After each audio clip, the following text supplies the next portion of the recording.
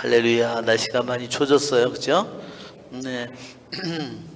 성당에는 좀 우리 히팅을 바꿔가지고요, 그 전보다는 따뜻해졌어요. 별로 안 춥죠? 네. 추우면 얘기하세요. 얼른 또 온도를 더 높이면. 우리 주님의 기도를 하고 시작하겠습니다. 성부와 성자와 성령의 이름으로 아멘. 하늘에 계신 우리 아버지, 아버지의 이름이 거룩히 빛나시며 아버지의 나라가 오시며 아버지의 뜻이 하늘에서 땅에서도 이루어지소서. 오늘 저희에게 일용할 양식을 주시고 저희에게 잘못한 일을 저희가 용서하오니 저희 죄를 용서하시고 저희를 유혹에 빠지지 않게 하시고 악에서 구하소서. 아멘. 성부와 성자와 성령의 이름으로 아멘.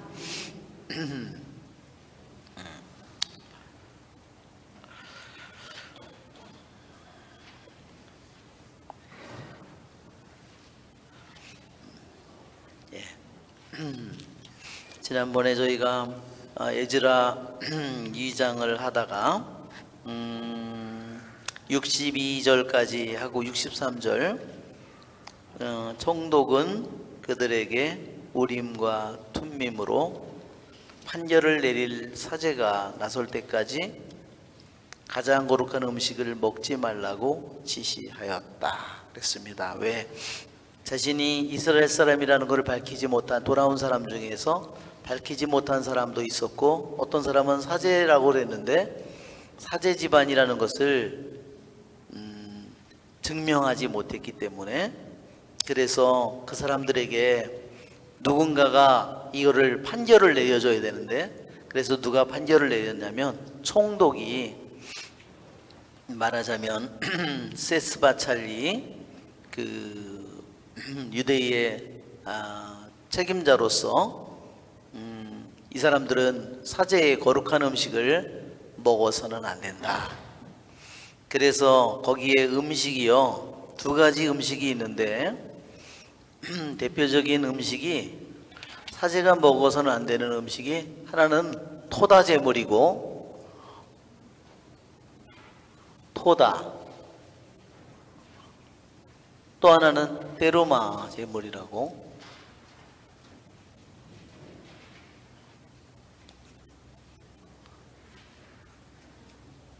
테로마, 이게 흔들어 바치는 제물을 가리키는 거예요. 하나는 이것은 감사 제물이고요, 이 감사 제물은 이것은 친교 제물이에요.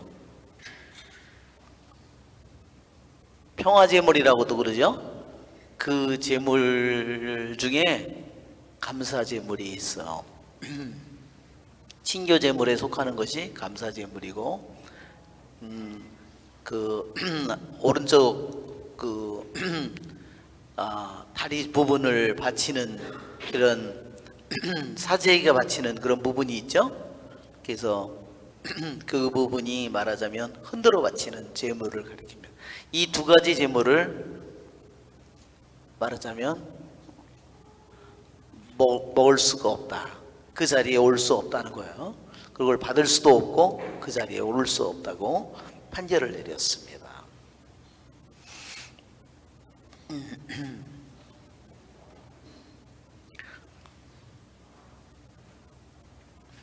이 친교제물은, 이 감사제물, 원래는 친교제물이라고 그랬죠. 친교제물은 이 제물이 특징이 뭐였죠? 다른 제물과 달리 이 친교제물의 특징은, 이것은 향기로운 제물이에요. 그렇죠? 제물을 우선 두 가지로 나눌 수 있는데, 하나는 향기로운 제물이 있고 향기가 없는 제물이 있어요. 어떤 게 향기가 없는 제물이었죠? 향을 얹을 수 없는 제물이 있고, 제사 제물 중에 레위기에 5가지 제물이 나오잖아요. 번제, 친교제, 그 다음에 속죄제, 보상제, 그 다음에 번제. 왜 한 가지가 생각이 안 나요? 한번 레위기를 우리 한번 1장을 한번 펴볼까요? 레위기 1장. 곡식제물이 하나 빠졌죠? 예. 1번 레위기 1장은 번제제물, 2번에 곡식제물, 3번에 친교제물, 4번에 속죄제물, 그 다음에 4번, 5번 속죄제물, 그 다음에 5장에 14절부터는 보상제물이 있어요. 그래서 제물을 5가지로 나누어서 이렇게 레위기 1장부터 여기에까지 5가지 제물이 나오는데, 하나는 향기로운 제물이 있고, 하나는 향을 얹을 수 없는, 향이 없는 제물이 있어요. 향이 없는 제물. 이 향기로운 제물은 뭐냐면요, 자기가 좋아서, 자기가 기뻐서, 자기가 스스로 자원해서 내는 제물이에요. 특징이 그렇습니다. 그 다음에 향이 없는 제물은 뭐냐면요, 의무 제물이에요. 의무. 이거는 향이 없는 제물은 뭐냐면 의무 제물이에요.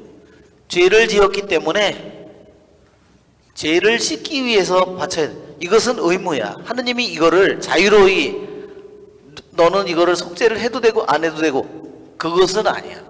그것은 자유로이 하는 거. 이것은 당연히 내가 내 앞에, 하느님 앞에 나올 때는 먼저 이거를 해야 돼. 그래서 이거는 자유로운 제물, 이거 향기로운 제물은 자원 제물이라고 그러고, 자기가 기뻐서 내는 제물이지만, 이거는 뭐냐면 이거는 의무 제물이에요. 이거는 자원. 자기가 좋아서 기뻐서 누가 하라고 해서 그런 게 아니라 자기가 좋아서 기뻐서 하는 거예요. 특징이 아시겠죠? 이렇게 제물이 2가지로 딱 갈라집니다. 그런데 죄인은 향기로운 제물을 말하자면 바칠 수 없는 거예요. 왜? 먼저 죄를 씻어야 돼요. 그 다음에 뭐를 해야 돼요? 속죄제물을, 보상제물을 먼저 갚아야 돼요. 이거 의무적으로 이걸 해야 돼요.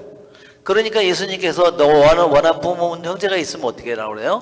먼저 제물을 제단에다 내버려 두고 화해를 한 다음에 하라고. 이거를 하기 전에는 이 향기로운 제물을 바칠 수가 없는 거야. 무슨 말인지 알겠죠?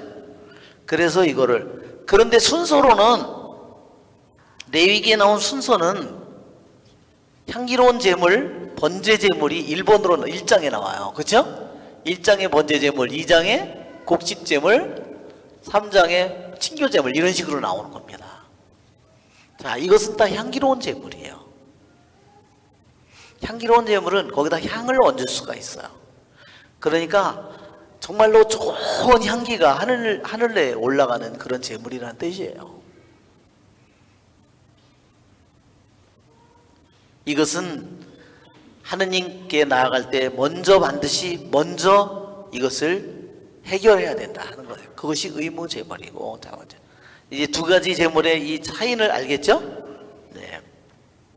그런데 이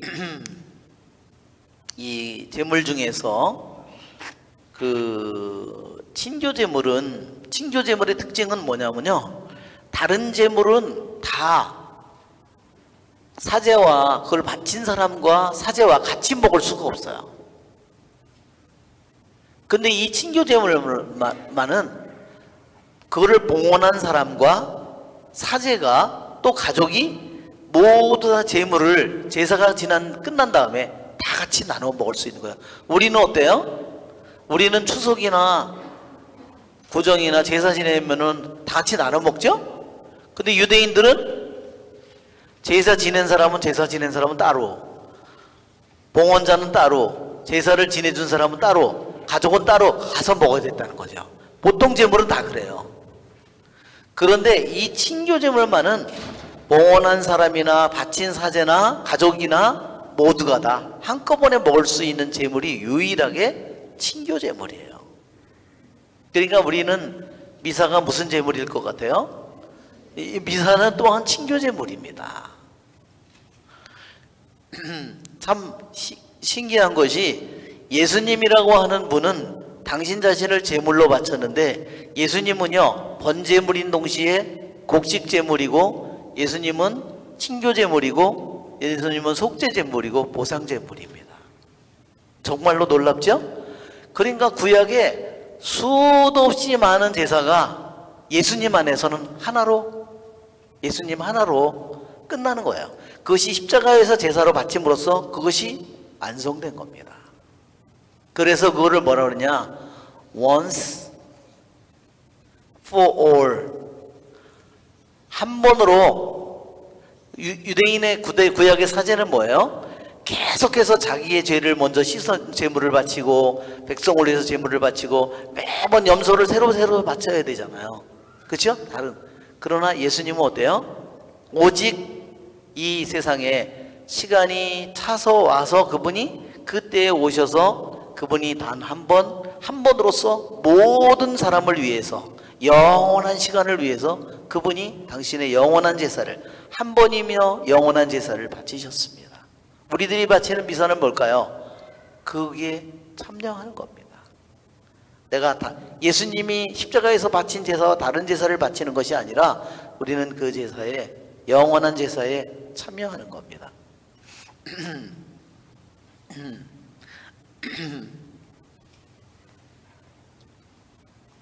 예, 이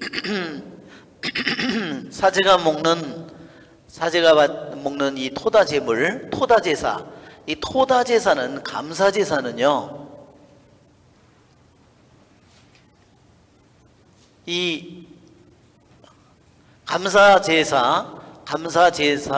제물 이거는 친교 제사의 하나라고 그랬죠? 이 친교 제사의 내용이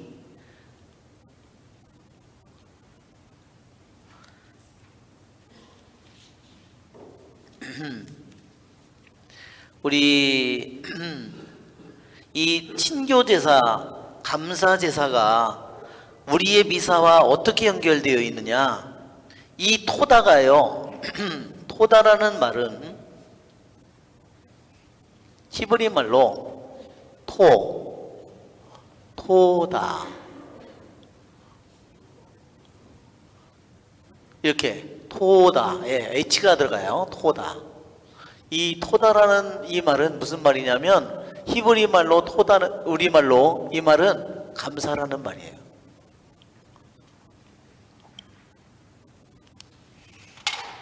그래서 감사 제사 나중에 미사가 뭐냐?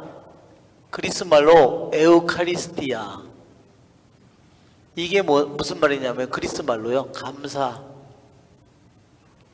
감사의 제사라는 뜻이에요. 원래 그래서 신약 성경에요.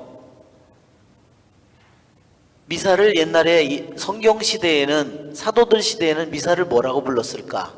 감사 제사라고 유카리스티아, 에우카리스티아 이렇게 불렀습니다. 예수님께서 빵을 들고 하늘을 우러러 감사의 기도를 드리신 다음 그 말을 따서 그것이 감사예요. 그래서 미사는 감사의 제사. 이 감사의 제사가 갑자기 나온 것이 아니라 구약의 토다 제사에서 나왔다는 겁니다. 토다 제사니까 무슨 제사겠죠? 친교의 제사입니다. 바치는 사람과 봉헌한 사람과 거기에 참여한 모든 사람들이 한꺼번에 친교를 이루는 거예요.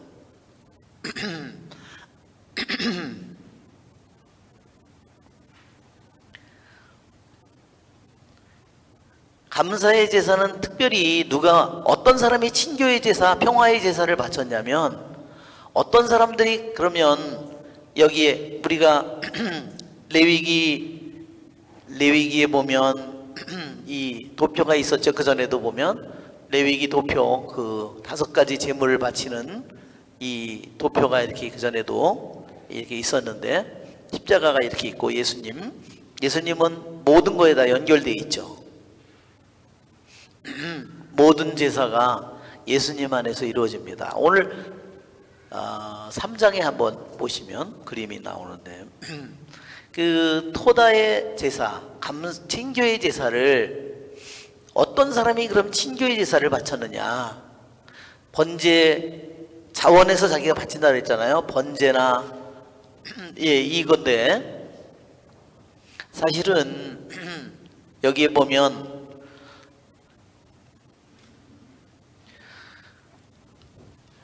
이 번제물, 곡식제물, 평화제물, 이 차라리 이게 더 위에 올라갔으면 좋을 것 같은데 이렇게 위에 올라가면 이 세 가지 제물이 예수님 때문에 아마 여기에 십자가 때문에 이걸 밑으로 내린 것 같아요.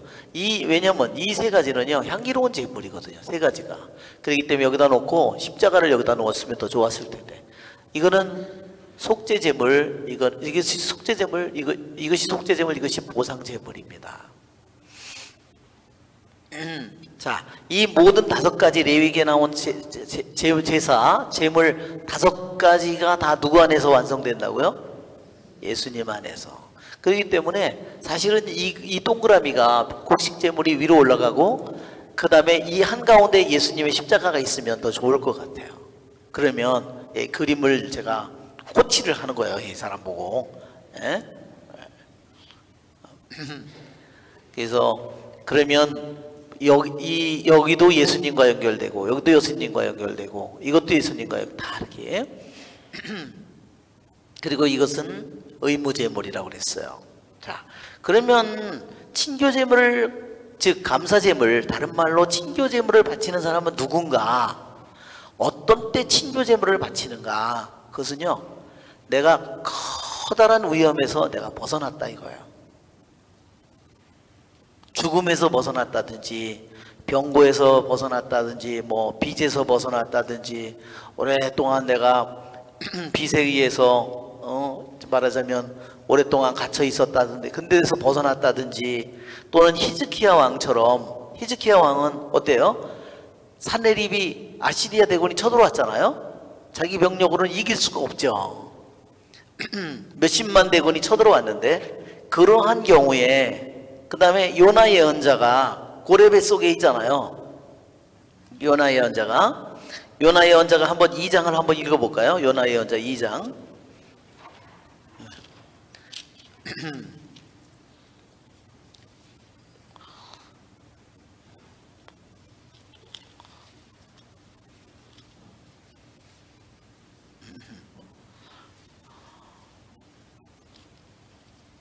요나 2장 3절을 한번 펴보세요.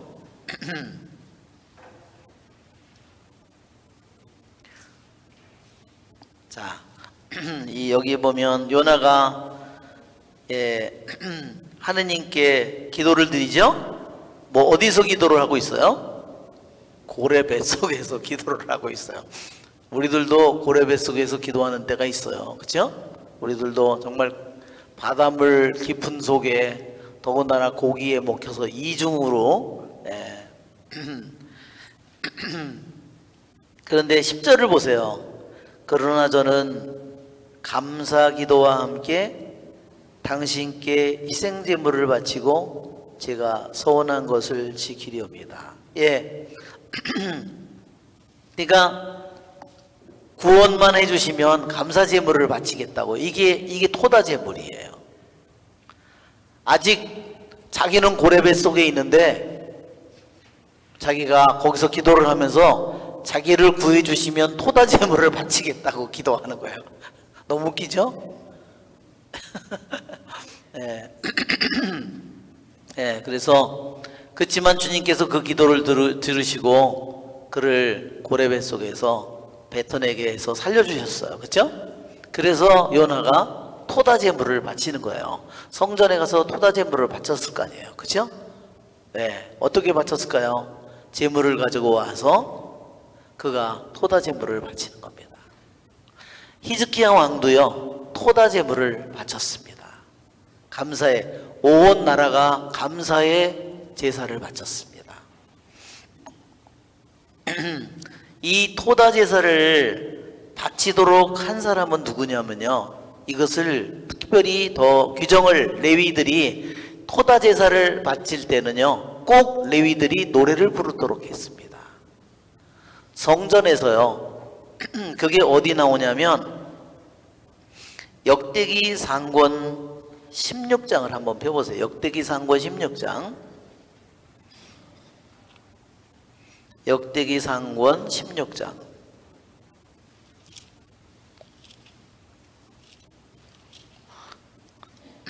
자, 16장에는 다윗이 계약의 궤를 이제 예루살렘으로 옮기는 그러한 순간이에요. 자, 한번 읽어볼까요? 그들은 다윗이 미리 젖은 천막 안에 하느님의 궤를 옮겨 놓았다. 그러고 나서 하느님 앞에 번제물과 친교제물을 바쳤다. 이 친교제물이 토다제물이라는 거죠. 다 바친 다음에 주님의 이름으로 백성에게 축복하였다.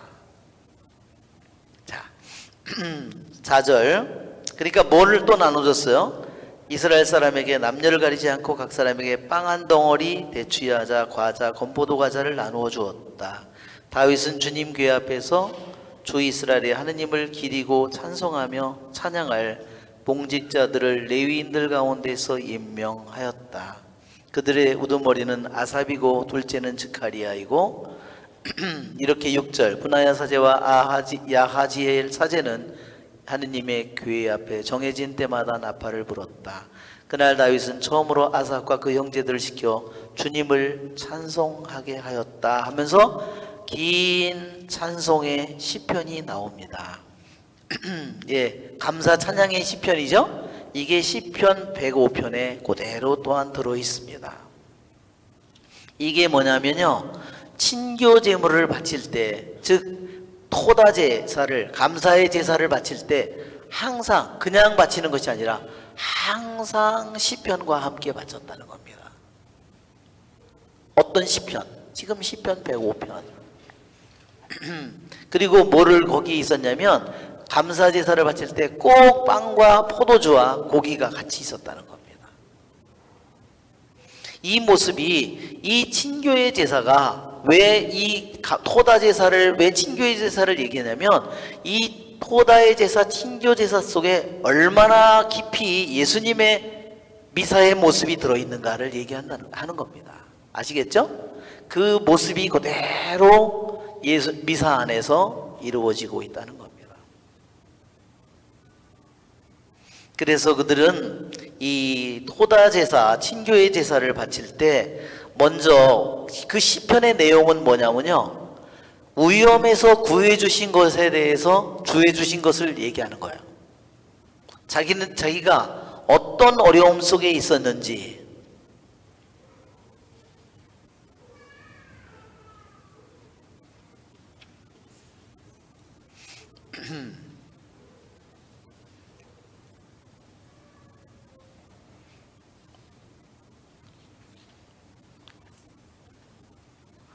그리고 그래서 그가 하느님께 감사로 시작하는 거예요. 감사의 제사이기 때문에 시편도 감사로 시작하는데 왜 감사로 시작하느냐, 이 두 번째 부분에서, 전반부에서 감사로 찬송으로 계속 가는데 찬송의 이유가 뭐냐, 두 번째 후반부에서 내가 이러이러한 어둠 속에서, 공경 속에서 나를 구원하셨네. 그것이 시편의 모습이에요. 이 감사의 시편에, 토다 제사 때 바치는 감사 찬미의 시편의 내용이 그렇다는 거예요. 감사로 시작해서, 그렇죠? 시작하는데 후반부에는 뭐냐면 어떠한 일들로부터 하느님께서 자신을 구원해 주셨다는 내용입니다. 자, 그러니까 미사가 토다의 제사를 너무너무나 깊이 닮았다는 겁니다. 예, 여기 16장 4절에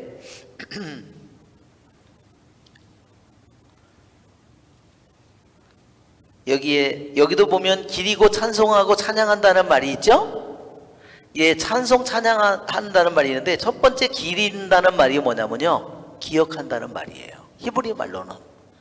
역대기 지금 상권 16장 4절에 다윗은 주님의 교회 앞에서 이스라엘 자손 이스라엘의 하느님을 기리고, 기린다는 이 말이 우리는 찬미한다는 뜻이 아니라요, 원래 이 말은 히브리 말로 자칼, 그래서 이 말이 뭐냐, 나를 기억하여 이 예를 행하라, 그 말이 그대로 여기도.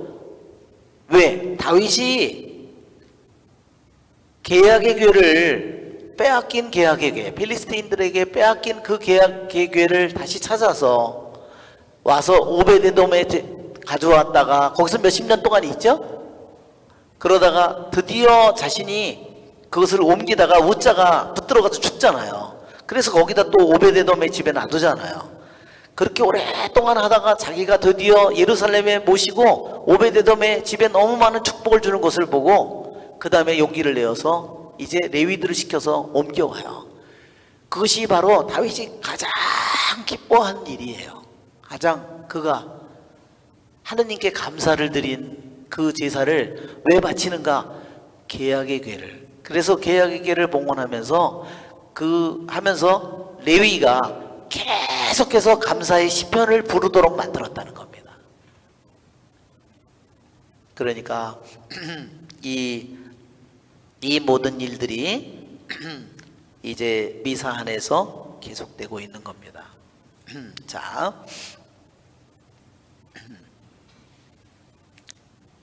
그래서 이제 사제의 족보에 들어있지 않는 사람은 토다 제물을 먹을 수 없게 된 겁니다. 감사 제물을 친교 제물을 먹을 수 없게 된 거예요.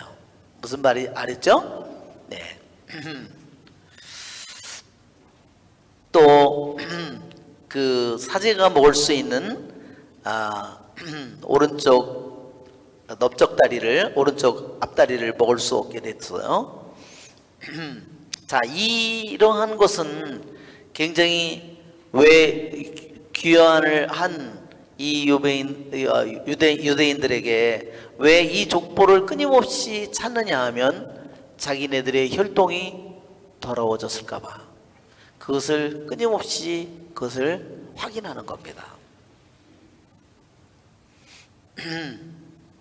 그리고 말하자면 그 당시에 예루살렘에 자기네들이 왔을 때 귀향을 갔다가 70년의 귀향을 마치고 자기네들이 돌아왔을 때 사마리아에도 뭐가 있었어요?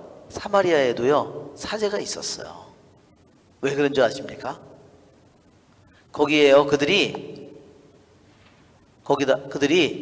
성전을 졌어요. 우리 왜 셰켐이 있죠? 그 근처에 있는 그 산에다가요, 그 산 위에다가 자기네들의 신전을 세웠어요. 그래가지고 그게요 뭐냐면 사마리아의 신전이에요. 그리고 자기네들은 자기네들의 성경을 가지고 있었어요.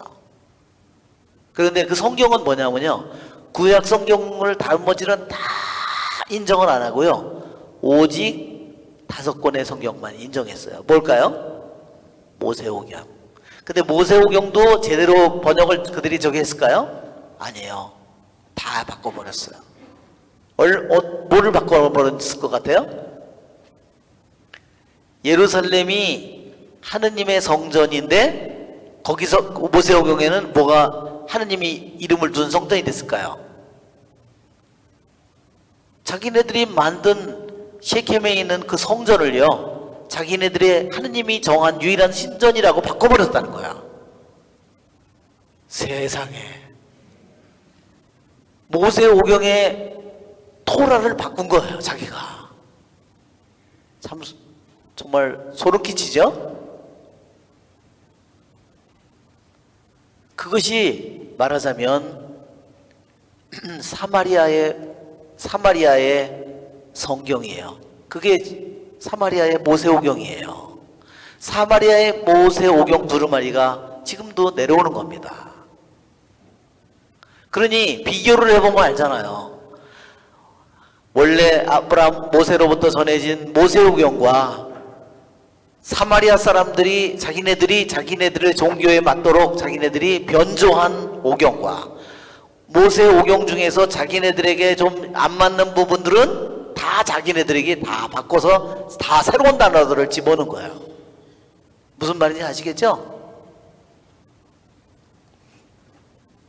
예, 그런 일들이 일어났습니다. 오늘 여러분 우리가 성경에 보면 맞소라본이라는 얘기를 여러분 들었죠?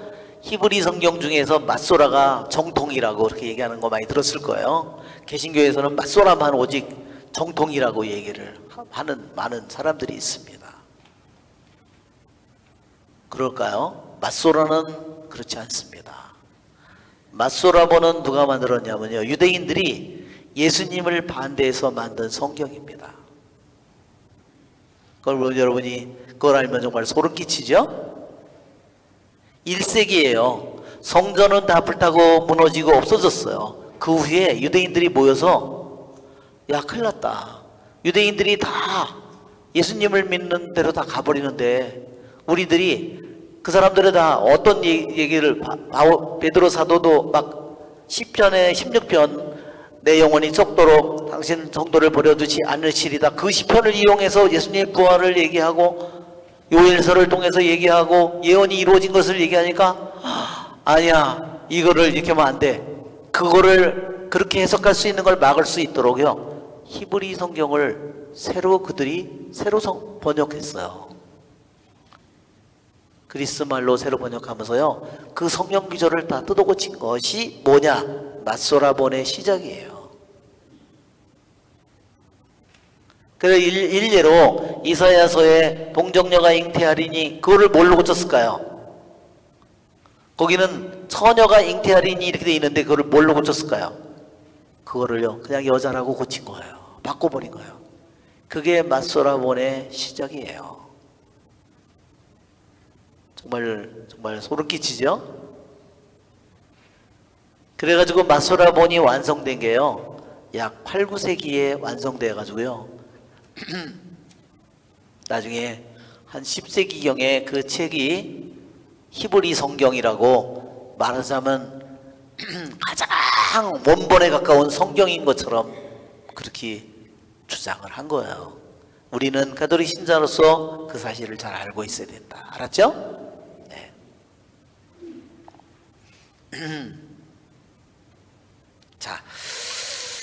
자, 온 회중의 수는 42,360명이었다 그랬어요. 그죠? 여기 지난번에도 숫자에 대해서 얘기했죠? 여기에 나오는 숫자와 느헤미야에 나오는 7장에 나오는 숫자와 다르다 그랬죠? 느헤미야 한번 7장을 보세요.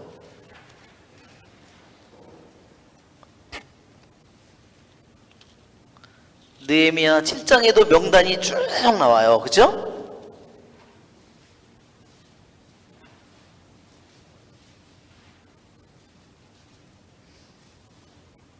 자, 66절 온 회중의 수는 42,360명이었다.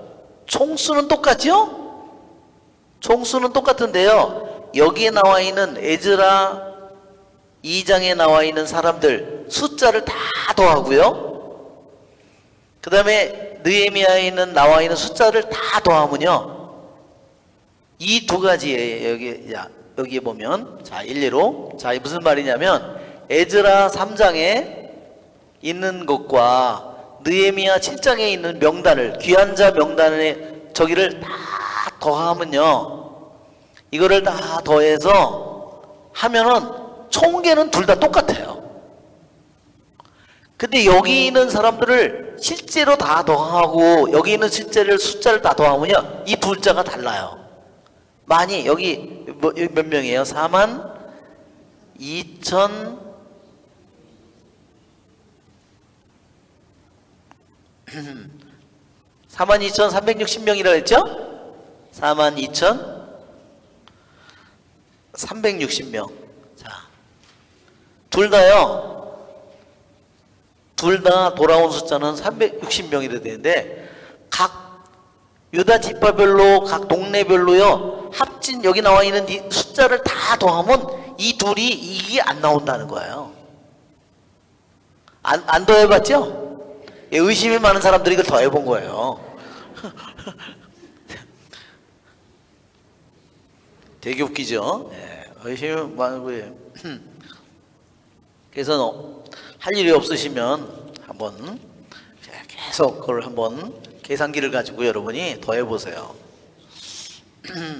더해 보면은 어떤 결과가 나오냐면, 여기에는요, 에즈라에는 이것을 다 더하면 몇 명이 나오냐면 29,818명이 나오고요. 그 다음에 느헤미야에 있는 사람들을 다 더하면은요 31,089명이 나온다는 겁니다. 그 명단에 나온 숫자가 각자 있으니까 각 가족별로, 그 다음에 동네별로 온 사람들을 다 숫자를 더하면 여기는 29,818명이고 여기는 31,089명이에요. 그런데요, 서로 명단을 잘 비교해 보면요, 이름이 빠져 있는 사람들이 있다는 거예요. 여기에는 있는데 여기에는 없고, 여기에는 있는데 여기는 없는 사람들 있어요. 그 숫자를 더하면요, 여기에다가 몇 명을 더해야 되냐면, 여기는 들어있는데 여기는 없는 거예요. 이 사람들을 더하면 1765명. 느헤미야는 없는데 에즈라에는 있어요. 그 사람을 더하면 그 사람이 몇 명이냐? 494명.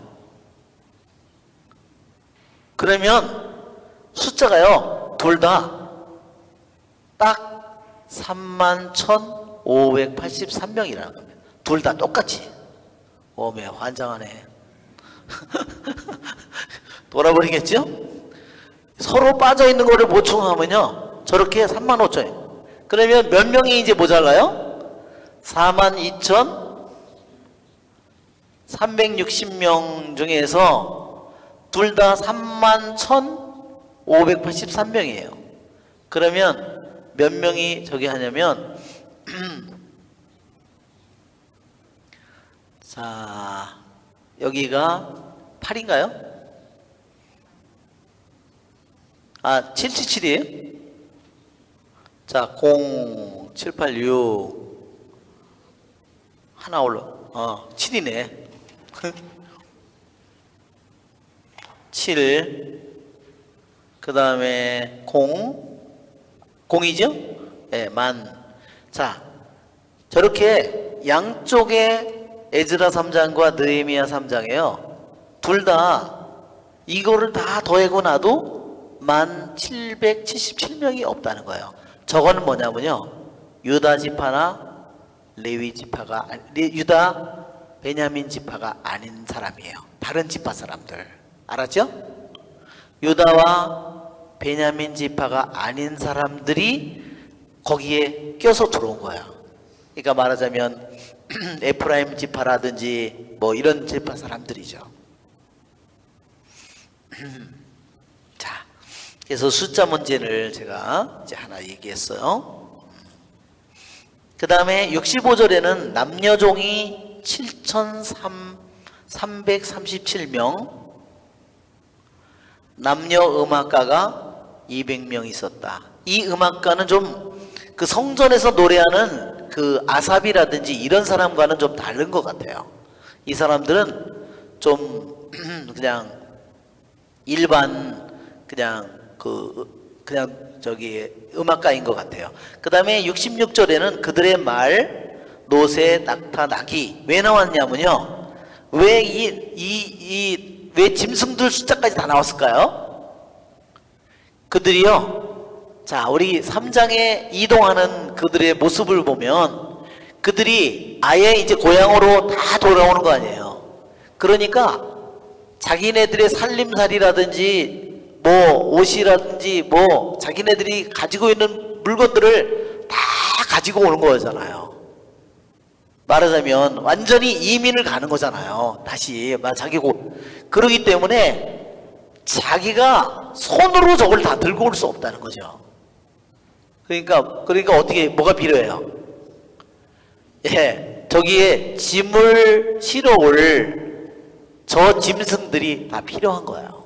낙타는요, 한 마리가 많이 실으면요 200kg까지 실린답니다. 그리고 3, 4일을 물 한 방울 안 먹고도요 걷더니 간대요. 우리는 하루 안 먹으면, 물 안 먹으면, 우리는 거품 물죠.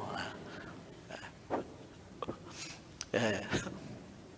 그러니까 여기에 말은 주로 이제 어린아이라든지 노약자들이 탔을 것 같고, 뭐 또는 짐을 싣거나 노새나 이런 노새, 나귀, 낙타, 이것이 나온 이유는 말, 노새, 낙타, 나귀수까지 나온 것은 돌아온 사람들이 어린아이라든지 노약자라든지 병자라든지 죽음이 가까운 사람들이라든지 많은 짐을 같이 어떻게 왔는지, 오는데 몇 개월이 걸렸다 그랬어요? 약 1400km고 거기를 오는데요, 안식일은 또 쉬었어요. 안식일은요, 이 사람들은 율법을 철저히 지키기를 원하는 사람들이라서 안식일은 절대로 이동을 안 했다는 겁니다. 그래서 오는데 4개월이 걸렸습니다. 어떻게 그들이 오게 됐는지를 잘 보여주는 것이 이 말과 노새와 낙타, 나귀의 숫자에서 나타나는 겁니다. 그래서 여기에 이거를 기록한 거예요. 그것도 셀려면 누가 아주 뽕 빠지게 고생했을 것 같아요. 예, 거기 낙타 누가 몇 마리인지 그렇죠? 또 그 다음에 이들이 예루살렘에 있는 주님 집에 다다랐을 때 각 가문의 우두머리들 가운데 몇 사람이 하느님의 집을 제자리에 세우는 데 쓸 자원 예물을 바쳤다. 자, 여기에 주님의 집에 다다랐다고 그랬어요. 이 4만 명이 넘는 사람들이 여기에 도착을 했어요. 주님의 성전에 도착했는데 뭐가 있었을까요? 아무것도 없죠. 뭐밖에 없죠? 풀만 자라고, 그렇죠? 폐허가 된 예루살렘의 모습을 봤을 거예요. 아마 많은 사람들이 도착해서 울었을 거예요. 그렇죠? 그렇지만 거기에 대한 이야기는 없어요. 여기에 주님의 집에 다다랐다는 것은요, 주님의 집이 건물이 있었다는 것이 아니라 주님이 이 집이 있던 빈터 자리에, 정말 황량하고 다 불타고 무너진 그 자리에 그들이 도달했다는 겁니다. 그래서 그들이 첫 번째로 한 것은 뭐냐면, 우두머리들 가운데 몇 사람이, 하느님의 집이 그렇게 다 황폐화돼서 무너졌으니까 제일 먼저 한 일이 자원예물을, 하느님의 집을 짓도록 자원예물을 바치는 것이, 자기가 그런 일을 할 수 있잖아요. 자기가 살던 집, 자기가 살던 땅, 자기가 부쳐먹던 땅이라든지 과수원이라든지 그런 걸 먼저 가보고 싶을 거 아니에요. 누가 차지했는지, 누가 살고 있는지, 밭은 어떻게 됐는지, 집은 어떻게 됐는지 찾아가고 싶지만, 이 사람들이 제일 먼저 간 것은 자기 집으로 돌아간 것이 아니라 어디로 간 거예요? 예루살렘 성전으로 그들이 간 것. 그리고 가서 하느님의 집을 세우는 데 쓸 자원 예물을 바친 겁니다. 69절에 저마다 힘닿는 대로 공사 금고에 바치니 금화가 6만 1천 드라크마, 은화가 5천 미나, 사제 예복이 100벌이나 되었다. 예, 저도 그 전에 제가 백령도 성당에 있을 때요, 공소가 15개가 있었습니다. 그런데 제가 그 15개 공소를 제가 방문을 다녔어요. 제가 좀 다리가 짧지만 부지런해가지고, 제가 백령도에 있는 10개 성당도 다 폐허가 돼가지고 막 썩고 무너지지만, 그 10군데를 하나하나 신자들에게 제가 얘기를 했습니다. 이번 주는 이 공소로 가자. 미사 끝난 다음에. 그 다음 주에는 다음 주는 어디 공소로 가자. 가서 그 공소에 가서 미사 끝난 다음에 가서 거기 가서 풀 뽑고, 거기에 가서 정리하고, 거미줄을 치우고, 마룻바닥을 쓸고, 먼지를 쓸고, 그렇게 하니까 어떻게 돼요? 공소가 정말 살아나죠. 예, 한 번은 제가 한번 소청도에, 지금 제가 자주 다니는 소청도 성당에 제가 갔어요. 갔더니 가서 밥 먹을 집도 없는 거예요. 신자들이 몇 년 동안 냉담을 해가지고 공소도 다 2개가 있는데 다 문을 닫고, 제가 공소의 문을 딱 열고 들어가니까요, 그 공소에 누가 있냐면 염소가 있는 거예요. 너무 기가 막혀가지고 염소가 그 안에 들어가서 글쎄 겨울에 추우니까 염소 새끼를 거기다가 들여놓고 그물을 갖다가 거기다 잔뜩 쌓아놓은 거예요. 제가 예수님이 성전을 정화했다는 그 화가 나가지고 막 다 뒤집고, 그죠? 그렇다고 그 그물을 불을 질 수도 없고, 그죠? 제가 얘기를 했어. 내가 백령도에 온 신부다. 그물들 다 가져가고 염소 끌고 가라. 부끄러운 줄 알라고. 제가 물론 그 사람들보다 신부가 더 큰 책임이에요. 제가 그래서 그 공소를 제가 다시 다니면서 미사를 해서 그 공소가 다시 살아나게 됐습니다. 나중에 왜 이렇게 됐냐고 물어봤어요. 근데 신부가 한 번도 안 왔다는 거예요. 제가 신자를 나무랄 게 아니라 정말로 신부가 더 큰 잘못을 했다는 것을 제가 그때 깨달았습니다. 한 번은 대청도에 제가 갔는데 공소회를 갔더니 모래오리라고 갔는데요. 그 성당이 있던 자리에 성당이 없어졌어요. 공소가. 그래서 제가 거길 가서 이렇게 보니까요, 풀이 제 키보다 더 크게 자랐어요. 풀이 이렇게 자랐는데 성모님 상이 밖에, 성전은 다 공소는 없어지고요, 빈터에 성모님만 있는데 완전히 뭐 이끼에 뭐에 뭐 벗겨지고 뭐 하고 이게 풀이 이렇게 자라난 속에 있는데 저절로 눈물이 나는 거예요. 거기에 온 사람들이 와서 다 울고 갔다는 겁니다. 제가 그랬던 생각이 나요. 제가 그래서 나중에 그 땅을 다시 찾고, 지금은 저희 후임 신부님이 그 자리에 공소를 다시 아주 예쁜 공소를 지었습니다. 그래요. 우리들이 정말 우리들이 마음에 없으면 어떻게 되죠? 주님의 집이 금방 황폐화됩니다. 그렇죠, 여러분?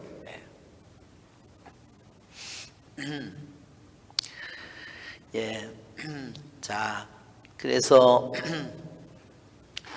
여기에 저마다 힘 닿는 대로 공사 금고에 바쳤다. 뭐를 위해서 바쳤겠죠? 성전을, 하느님의 성전을 다시 짓기 위해서 금화가 6만 천 드라크마. 예.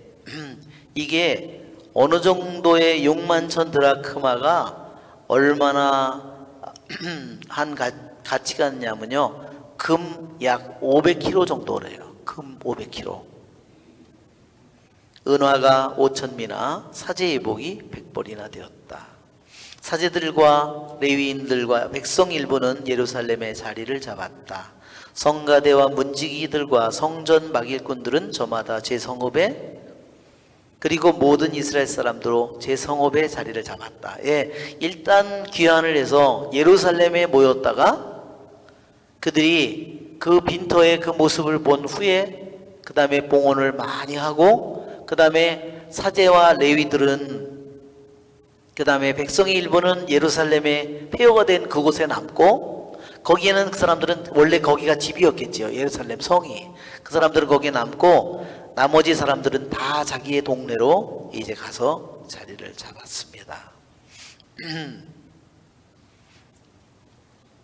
예, 이제 우리 교부들은 이 2장에 대해서 어떻게 해석했을까? 이 약속의 땅으로 귀향을 갔다가 70년의 귀향 생활을, 포로 생활을 마치고 귀환한 이 부분은 우리들에게 바로 예수님의 모습을 잘 우리들에게 예형적으로 보여줍니다. 왜? 우리들도 예수님이 오시기 전에는 우리들도 죄의 포로 생활을 하기 때문입니다. 또한 죄와 죽음의 포로 생활을 하기 때문입니다. 그렇죠, 여러분? 그래서 이 70년의 유배살이로부터 포로 생활로부터 귀환한 이스라엘 백성의 모습은 예수님이 오심으로써 죄와 죽음의 노예 생활을 하는 우리를 자유를 주시고 구원해 주시는 모습을 예형적으로 보여줍니다. 그리고 세스바찰과 예수와 사제가 백성을 인도하는 것처럼 결국은 예수님께서 다윗의 후손이신 예수님께서 우리의 구세주이신 그분께서 우리를 인도해 주셔서 우리를 죄와 죽음에 우리의 포로 생활로부터 유배살이로부터 우리를 인도하시고 또한 우리를 해방시켜 주시는 예형적으로 보여줍니다. 또 지도자 12명도 영적으로 회복한 새로운 백성, 예수님 안에서 새로운 백성이 12명의 사도들을 통해서 또한 일을 하는 것과 그 모습을 예형적으로 보여줍니다. 또한 해방되어서 돌아온 사람들이 보물을 가지고 돌아오는 것처럼 우리 예수님께서 돌아온 죄와 죽음으로부터 우리를 해방시킨 우리들에게 칠성사의 재물, 칠성사의 보물을 우리들에게 안겨주신다. 그리고 해방자들의 등록 명부가 등장하는데 이것은 바로 생명의 책에 기록되어 있는 세례받은 사람들의 모습, 구원자의 명부를 우리들에게 예형적으로 보여줍니다.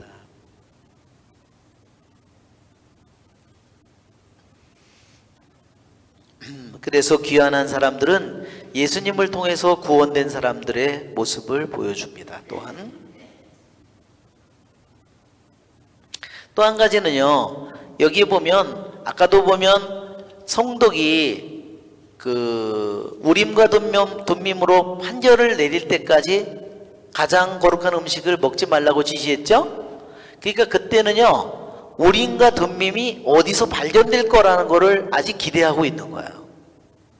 즉 그들이 귀환을 했을 때요, 귀환을 해서 제2성전을 저룹바벨 성전을 짓잖아요, 나중에. 그런데 저룹바벨 성전을 지었는데 이 성전 안에는요, 제1성전, 즉 제1성전은 무슨 성전이죠? 솔로몬이 지은 성전이죠? 자, 제1성전이 솔로몬 성전이라면 제2성전을 우리가 저룹바벨 성전이라고 그러는데, 이 성전에는요, 제1성전과 제2성전에는 차이가 있어요. 여기에 있던 것들이요, 여기에서 5가지가 없어졌다 그랬습니다. 뭐가 없어졌을까요? 계약의 교회가 없어졌습니다. 또 뭐가 없어졌냐면요, 대사제가 자기의 그 에봇을 입고 가슴바지에다가 여기에 보석이 12개 지파별로 적힌 거 있죠? 이렇게 4개씩 3줄 이렇게 있는 그 보석, 그 우림과 둠밈, 그 안에다가 우림과 둠밈을 넣어서 판결을 내릴 때 사제가 그걸로 판결을 했는데 그것이 없어졌다는 겁니다. 우림과 둠밈이. 첫째는 계약의 궤가 없어졌고요, 그 다음에 하느님의 현존이 없어졌고, 그것은 뭐냐, 하느님의 현존은 쉐키나 클라우드를 얘기하는 겁니다. 영광의 구름을 의미하는 거예요. 그 다음에 이 지금 말하는 이 우림과 둠밈이 없어졌다는 겁니다. 그 다음에 또 한 가지는 성령께서 말하자면 현존하는 그것도 같이 없어졌다고 그렇게 얘기합니다. 이 5가지가 제1성전에, 솔로몬 성전에는 있었는데 제2성전에는 없어진 5가지라는 겁니다.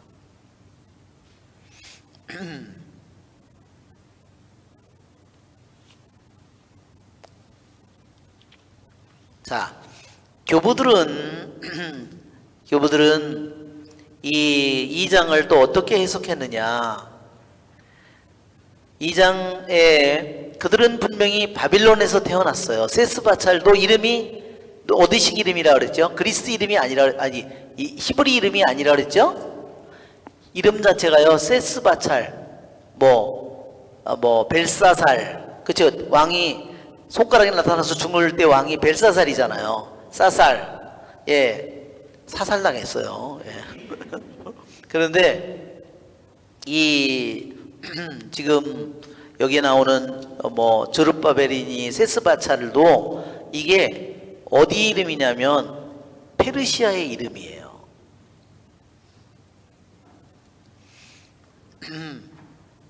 즉 그들이 비록 페르시아에서 태어났지만, 육적으로는 페르시아에서 태어났지만 그들은 마음이, 영이 끊임없이 어디를 향하고 있어요? 예루살렘을 향하고 있다는 겁니다. 그렇지 않은 사람은 돌아오지 않았어요. 그렇죠? 그렇지 않은 사람은 돌아오지 않았죠. 왜? 거기가 훨씬 더 강대한 나라고, 훨씬 더 부유하고, 훨씬 더 풍요하고 그런 사회이기 때문에 정말 그 거대한 페르시아 제국의 중심지에 자기네들이 있는 거 아니에요. 그러니까 70년 동안 거기서 자리를 잡고 자기네들이 성취한 것을 절대로 놓치려고 하지 않고 그들은 돌아오지 않았어요. 그러나 돌아온 사람들은 그런 것보다 자기 자신이 비록 바빌론에 태어났지만 그들의 온 마음으로, 그들의 온 의도와 뜻이 바로 하느님을 향하고 있는, 천상을 향하고 있는, 천상의 땅을 향하고 있는 자녀들이라는 겁니다.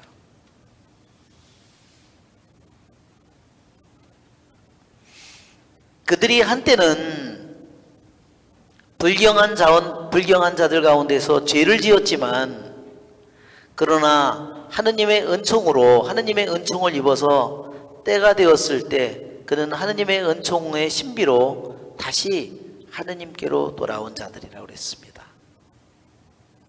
그래서 돌아온 사람들은 비록 바빌론에서 태어났지만 그의 영이, 마음이 하느님을 그리워하는 영혼이라고 그랬어요.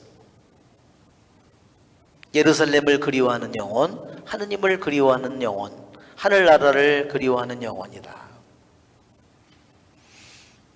그 다음에 여기서 예루살렘이라고 하는, 예루살렘과 예루살렘에 있는 유다에 있는 동네들은 무엇을 뜻하느냐? 우리 베데 성인이 이렇게 얘기했습니다. 예루살렘은 거룩한 교회의 모습이라고 그랬어요. 거룩한 교회의 모습. 예루살렘은 한마디로 예수님을 통해서 세워진 거룩한 교회의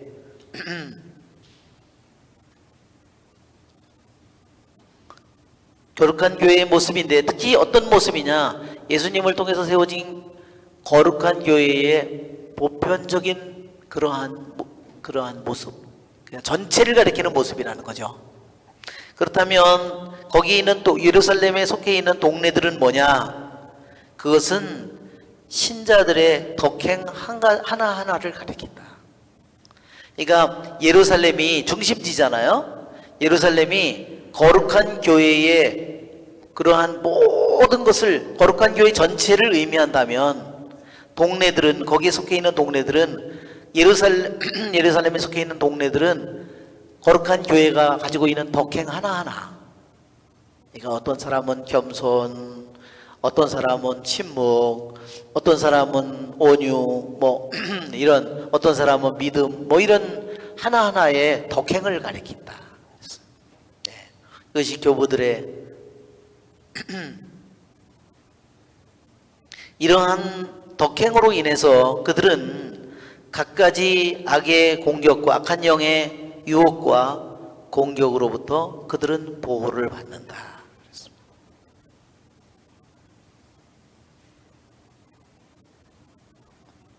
예, 수많은 유혹을 그들은 물리치고 뿌리치고 그들은 그곳으로 온 거죠. 자, 그 다음에 성전에 바치는 그러한 제물, 그러한 제물은 포로에서 돌아와서 주님의 집에 왔죠. 주님의 집에 왔다고 그랬는데 폐허가 됐죠. 다 파괴된 상태죠. 그 파괴된 집은, 파괴된 주님의 성전의 집은 죄의 포로 생활을 너무나 잘 보여주고 있다는 겁니다. 그렇지만 그들이 다시 돌아와서 파괴된 주님의 성전이지만 다시 그들이 그 성전을 지으려고 하는 그 모습은 뭐냐? 이제 이때까지 자기네들이 잊었던 진리를 드디어 다시 어둠, 죄와 죄의 포로 생활 속에 있던 그들이 드디어 진리를 돌아와서 진리를 깨닫기 시작하는 것을 의미한다고 했어요.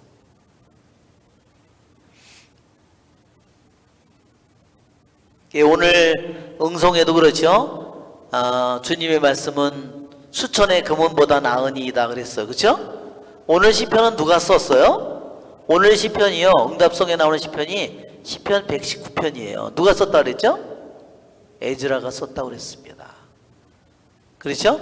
지난번에도 그랬죠? 113편과 113편, 118편은 뭐라 그랬어요? 이게 할렐이라고 그랬죠? 할렐 시편.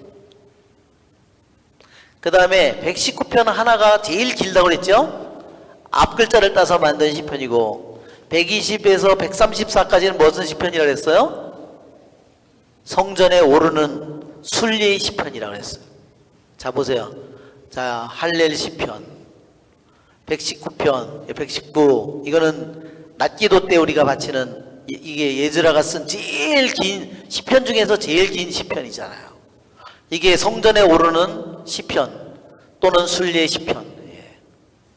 그 다음에 136편이요 대할렐이라고 하는 시편입니다. 주님은 어지시다, 주님은 자비하시다. 그러면 계속 저기 응답송을 저렇게 하는 거예요. 저게 대할렐입니다.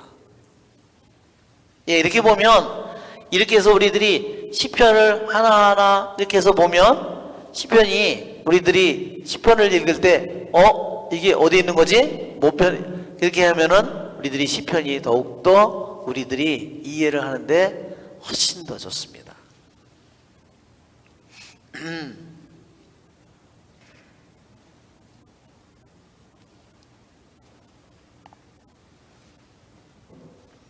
예, 오늘도 사도 요한이 독서에는 두루마리를 먹잖아요. 그렇죠? 예, 그래서 여러분도 두루마리를 먹는 사람이 되기를 바랍니다. 아멘. 그렇죠? 우리를 두루마리를 먹는 거예요. 예. 먹었는데 어때요? 입에는 달았는데 배에는 아팠다고 그랬죠? 왜 배가 아팠을까요? 남이 땅을 사서. 왜 배가 아팠을까요? 그것은요, 배가 아니라요, 위예요. 위. 원래 저기로는 위가 아팠어요. 입에는 저기 하는데 위가 아팠어요. 그것은 뭐냐면요, 뱉어내야 돼요. 왜요? 예언 말씀이잖아요. 예언 말씀은 자기를 위해서 주어진 게 아니라 누구를 위해서?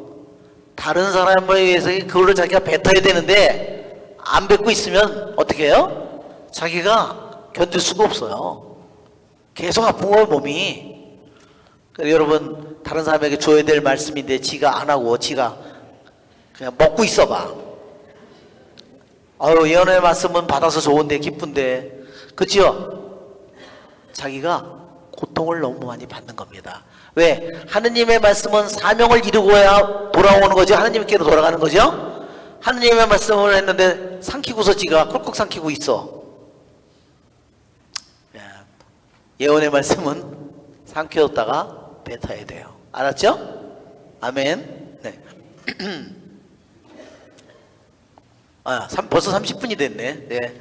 우리 다 여기서 2장은 마치고 다음 시간에는 3장을 하겠습니다. 네.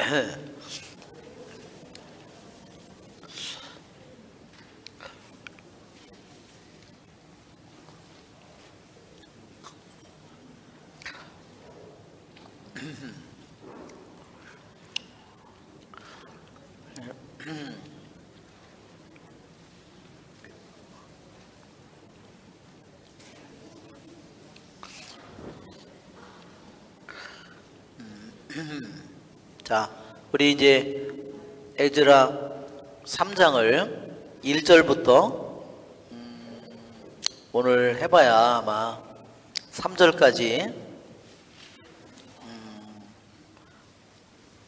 3절까지 우리가 읽어보겠습니다. 일곱째 달이 되었다. 이스라엘 자손들은 저마다 제 성읍에 살고 있었는데 그때가 되자 백성이 예루살렘으로 모여들었다. 여호차닥의 아들 예수아가 일가 사제들과 스알티엘의 아들 주룹바벨과 그의 형제들과 함께 나서서 하느님의 사람 모세의 율법에 쓰인 대로 이스라엘의 하느님께 번제물을 올릴 제단을 쌓았다. 그들은 그 땅의 백성들을 무서워하였기 때문에 옛자리에 제단을 쌓고 거기에서 주님께 번제물을 곧 아침 저녁으로 번제물을 올렸다. 네. 언제 그들이 그 70년의 귀향살이를 마치고 언제 돌아왔는지는 정확한 기록이 없어요. 그런데 3장에 보면 돌아오고 나서 일곱째 달이 되었다 그랬어요. 일곱째 달은 무슨 달일까요? 티시리 달이에요.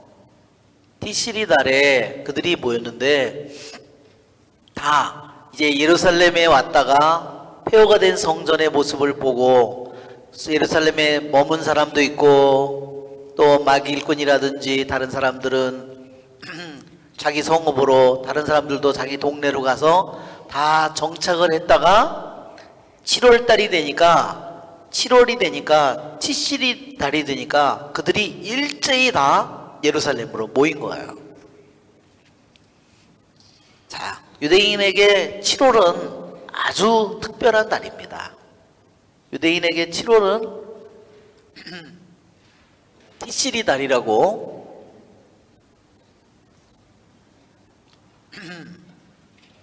이게 우리 숫자 개념으로는 7월이지만 이 첫째 달, 둘째 달 따지면 이게 말하자면 7번째 달이지만,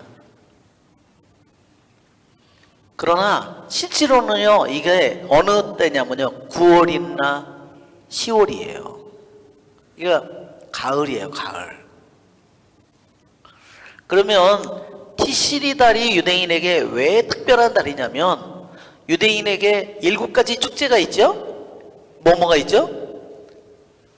니산달, 한 해의 첫 달로 삼아라. 니산달의 처음에 파스카, 그 다음에 무교절, 그 다음에 초실절, 그 다음에 초실절로부터 50일째 되는 날 오순절, 그 다음에 티시리 달이 되면 다시 7월 1일 로시 하샤나, 7월 10일 욤키푸르, 7월 15일부터 22일까지 초막절.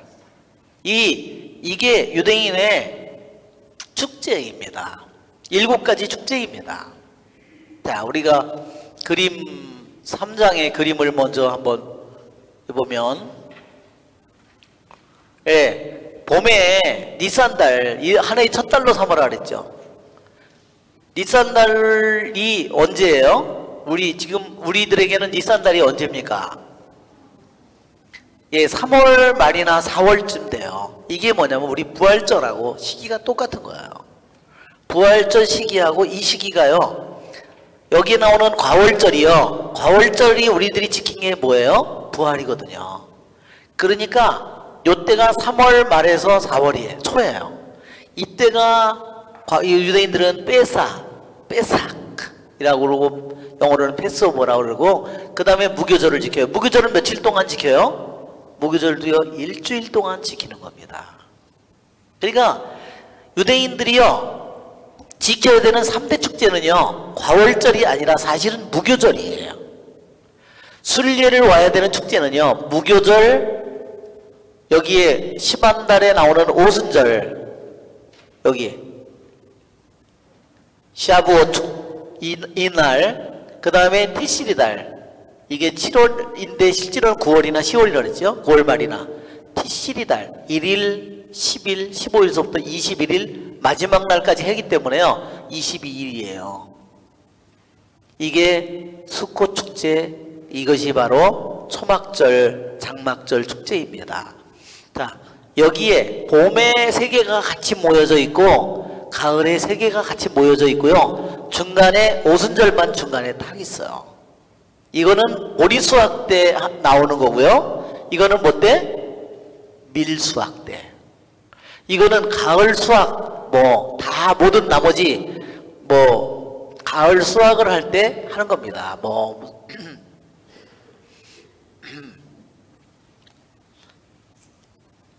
자, 일곱째 달이 되었다. 유대인들의 축제 중에요, 가장 이 사람들이 기뻐하는 축제가요, 초막절 축제입니다. 그래서 유대인들이 하는 말이 뭐냐면요, 초막절 축제를 지내본 예루살렘에 가보지 않은 사람은 기쁨이 뭔지를 말하지 말라고 그렇게 얘기했을 정도로 그렇게 초막절 축제가 그들이 좋아하는 축제입니다. 예수님께서도 초막절 축제의 마지막 날 그렇게 하죠. 목마른 사람은 다 나에게로 오너라. 그렇죠? 초막절 축제에 예수님께서 그날 그렇게 말씀하십니다. 자, 이 티시리 달이 되었다 그랬습니다. 참 희한한 게 마침 돌아온 지 두 달이 됐는지 한 달이 됐는지 세 달이 됐는지는 모르지만 티시리 달이 되니까 그들이 다 예루살렘으로 모여들었어요. 왜 몰려들었을까요, 여러분? 그들은요, 오직 그들은 뭐냐면요, 율법에 있는 대로 하기를 원하는 겁니다. 하느님의 말씀대로 살기를 원하는 거예요. 그래서 티시리달 첫째 날, 티시리달 1일, 티시리달 첫째 날, 티시리달 열째 날, 티시리달 15일서부터 22일, 이 세 가지 축제를 지키기 위해서 그들이 다 버리고 그러고서 여기로 온 거예요. 지금 여기서 잠을 어떻게 잘까요, 여러분? 이렇게 가면 우리는 성지순례 가면은 뭐 여관 정해야지 뭐 해야지 뭐 다 정하잖아. 이 사람들은 뭘 어떻게 했을까요? 이 사람들은 나뭇가지 몇 개 이렇게 그게 초막절이에요. 여기다 뭐 나뭇가지 이렇게 얹어놓고요, 그래 놓고서 여기다 뭐 깔아놓고서 그러고 사는 거예요. 광야처럼 자기네들이 에집트의 노예 생활을 하던 때를 생각하면서, 자기네들이 페르시아에서 살던 때를 생각하면서, 자신이 이거를 하면서 자기네들이 이거를 만들어 놓고요, 거지 같은 거 이렇게 만들어 놓고 거기서 하늘의 별이 보일까요, 안 보일까요? 당연히 보이죠. 거기서 그렇게 하고 사는 거예요. 이렇게 그들이 7월 달이 되었을 때, 왜? 율법에 있는 대로 7월 1일 지키고 7월 10일을 지키고 7월 15일부터 22일 이 축제를 지키기 위해서 그들이 누가 얘기 안 했는데도 전부 다 예루살렘으로 모였어요. 우리는 이 사람들이 누구인가를 잘 보여주는 겁니다. 이스라엘 자손들은 저마다 제 성읍에 살고 있었는데 그때가 되자 백성이 일제히 예루살렘으로 모여들었다. 자, 우리 달력을 또 보면요, 이렇습니다. 자, 티시리달 7월이라 그랬죠? 1일 로시 하샤나라고 되어 있어요. 로시는 머리라는 말이에요, 히브리 말로. 이거는 하샤나는 한 해의 머릿날이다. 그래서 유대인은요, 한 해의 첫날이요, 니산달도 한 해의 첫 달이고요, 7월도 한 해의 첫 달이에요. 아유, 되게 웃기죠? 아니 어떻게 중간도 첫날이야, 한 해의 첫날이야. 우리는 신정 구정은 두 달밖에 차이가 안 나는데 이 사람들은 신정 구정이 몇 개월 차이가 나요? 6개월이 차이가 나는 거예요. 웃기죠? 네. 그래서 서양의 학교들은요, 이 가을 학기가 첫 번째로 시작하는 학기가 학교들이 많아요. 이게 첫 번째 학기라고 그래요. 자, 첫날이고, 그 다음에 10일 욤키푸르 속죄일이죠. 그 다음에 이거를 하고, 그 다음에 그래서 이때부터요, 로시 하샤나서부터 욤키푸르까지 단 하루는 지키지만, 속죄일은 단 하루지만요, 속죄일을 준비하는 게 며칠이냐면 적어도 10일이에요. 우리 사순절 부활 맞이하면 40일 하죠? 이 사람들이 이게 뭐예요? 속죄일을 이때부터 로시 하샤나부터 시작하는 거예요. 말하자면 티시리달 첫날부터요, 자기들이 어떻게 삶을 살았는지를 자기가 그때부터 반성을, 참회를 시작하는 겁니다. 유대인들이 가지고 있는 것은요, 하느님이 이때 생명의 책을 열었다가요, 이날 생명의 책을 닫는답니다. 유대인들이 가진 관념이 그래요. 생명의 책을, 그러니까 생명의 책에서 지워버리면 어떻게 해요? 그 해에 자기는 죽는다는 거예요. 그러니까 자기가 생명의 책에서 지워지지 않도록 열흘 동안 죽을 힘을 다해서 자기가 참회를 하는 이 시간이, 그러니까 10일 하루만 속죄가 그냥 저절로 자동적으로 자판기처럼 되는 것이 아니라 로시 하샤나 티시리달 첫날부터 이 참회를 시작해서 자기가 어떻게 잘못 살아왔는가. 여러분, 그렇죠? 우리가 내 생각으로 뭘 어떻게 살아? 하느님 생각은 없고 내 생각만 강해. 그렇죠? 하느님의 말은 안 듣고 내 말만 얘기해. 그렇죠? 또 생각과 말과 행위잖아요. 행위뿐만 표현인가요? 자, 한번 보세요. 자, 우리들이 참회를 한다면 생각, 내가 하는 생각, 하느님의 생각은 그러면 내가 말을 많이 하는데 행동에는 또 뭐가 있어요? 행동에는 반드시 밑에 뭐가 있어요? 의도가 있어요. 이유가 있어요. 목적이 있어요. 이건 뭐예요? 이거는 항상 밑에 깔려 있어요. 보이지가 않아요.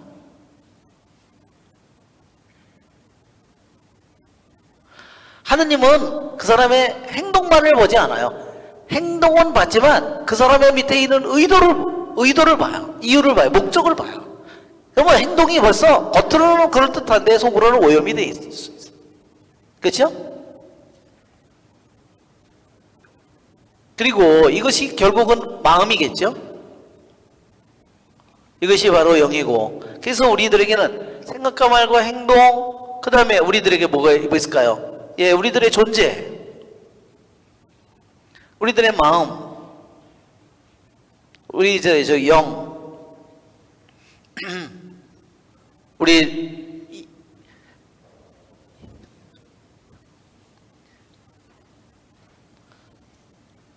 내가 주로 향하고 있는 나의 방향과 목적은 뭔가, 나의 중심은 뭔가, 이 모든 것들을 우리들이 살펴보는 겁니다. 그것이 바로 티시리달 첫날 시작해서, 그래서 제대로 잘 했으면 10일날 우리들이 여기 있는 것처럼 생명의 책에 자신의 이름이 거기에 있다는 거예요. 그렇지 않으면 하나님께서 이름을 지워버린다는 거예요. 그것이 바로 유대인들의 속죄일이고, 그 다음에 15일서부터 여기 있는 것처럼 15일서부터 수콧, 예, 수콧이라고 하는 것은 의미가 뭐냐면 초막이에요. 말하자면 풀을 뜯어가지고 나무 이렇게 뭐 가시덤불 같은 거 몇 개 이렇게 주워다가 해서 얼기설기 그냥 이렇게 뭐 묶어가지고 끈으로 묶어서 그렇게 해서 풀을 갖다 꽂고 그렇게 해서 집이라고 한 거예요. 그게 초막이에요. 그게 수컷이에요. 그것이 바로 수컷이다. 그 수컷은 우리들에게 뭐를 얘기하냐면 내 본래의 모습을 상기시키는 거예요. 너가 현재 성취하고 뭐 네가 가지고 있고 재산이고 땅이고 죽은 다음에도 내 이름으로 있을까요? 죽은 다음에도 그게 내 보석일까? 죽은 다음에도 내 차일까요? 아니에요. 그렇죠? 그래서 우리들의 본래 모습이 수컷이에요. 초막이에요. 이 초막절을 그들이 심카토라가 뭐래요? 토라 안에 기뻐하는 거랬죠? 그 전에 제가 그거 보여줬죠? 하고 그들이 춤추는 거 봤잖아요. 토라를 1년 동안에 다 읽은 마지막 날이에요. 저 날이. 티시리달 22일이요. 토라를 1년 동안 읽어가지고요, 맨 끝날에 모세오경 창세기서부터 1장서부터 읽어가지고요, 전날이 마지막 민수기 신명기 끝에까지 읽고 다시 창세기로 연결되는 날이 22일이에요. 그것이 바로 심카토라입니다. 그래서 그날 그들이 밤새워서 율법을 안고 두루마리 안고 춤추는 거 그때 봤죠? 예, 두루마리 이렇게 안고 할아버지들이 막 춤추는 거 봤죠? 그게 바로 심카토라입니다.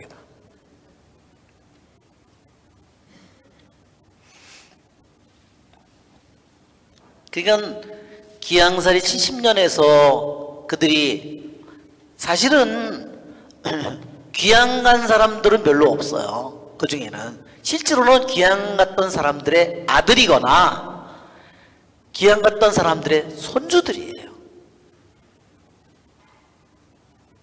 그러니까 자기네 아버지 할아버지가 매일 울면서 자기네들이 하는 그 모습이 누구에게 쓰여졌을까요? 그 아들에게, 손주들에게 그 사람들이 돌아온 거예요. 그렇지 않은 사람들은 돌아오지 않았죠. 그래서 아브라함의 하느님, 이삭의 하느님, 야곱의 하느님이 괜히 그게 아니에요.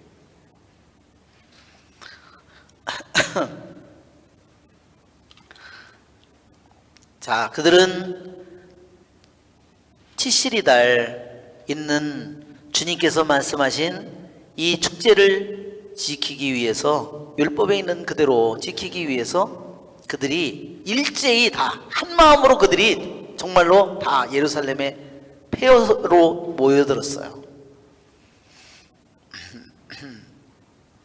자, 두 번째 거기에 보면요, 되게 재미난 귀절이 있는데 여호차닥의 아들 예수아가 일가 사제들과 스알텔의 아들 저룹바벨과 그의 형제들과 함께 나서서 하느님의 사람 모세의 율법에 쓰인 대로 이스라엘 하느님께 번제물을 올릴 제단을 쌓았다. 예, 여기 2절에서 아주 흥미로운 부분이요, 다른 부분에서는 다 저룹바벨이 앞에 나와요. 그 다음에 여호수아가 나와요. 저룹바벨이 항상 앞에 나오고 예수아가 뒤에 나오는데 이 부분에서만 예수아가 앞섰어요. 왜? 경배에 관련된 일이었기 때문에.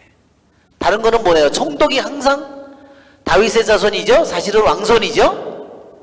세스바찰이라든지 저룹바벨이요, 사실은 왕손이에요. 다윗의 왕손이에요. 항상 앞에 나오는, 다른 부분에서 다 앞에 나오는데 경배에 관련된 부분에서만 대사제가 앞에 나와요. 총독보다. 왜냐? 경배에 관련된 부분이었기 때문에.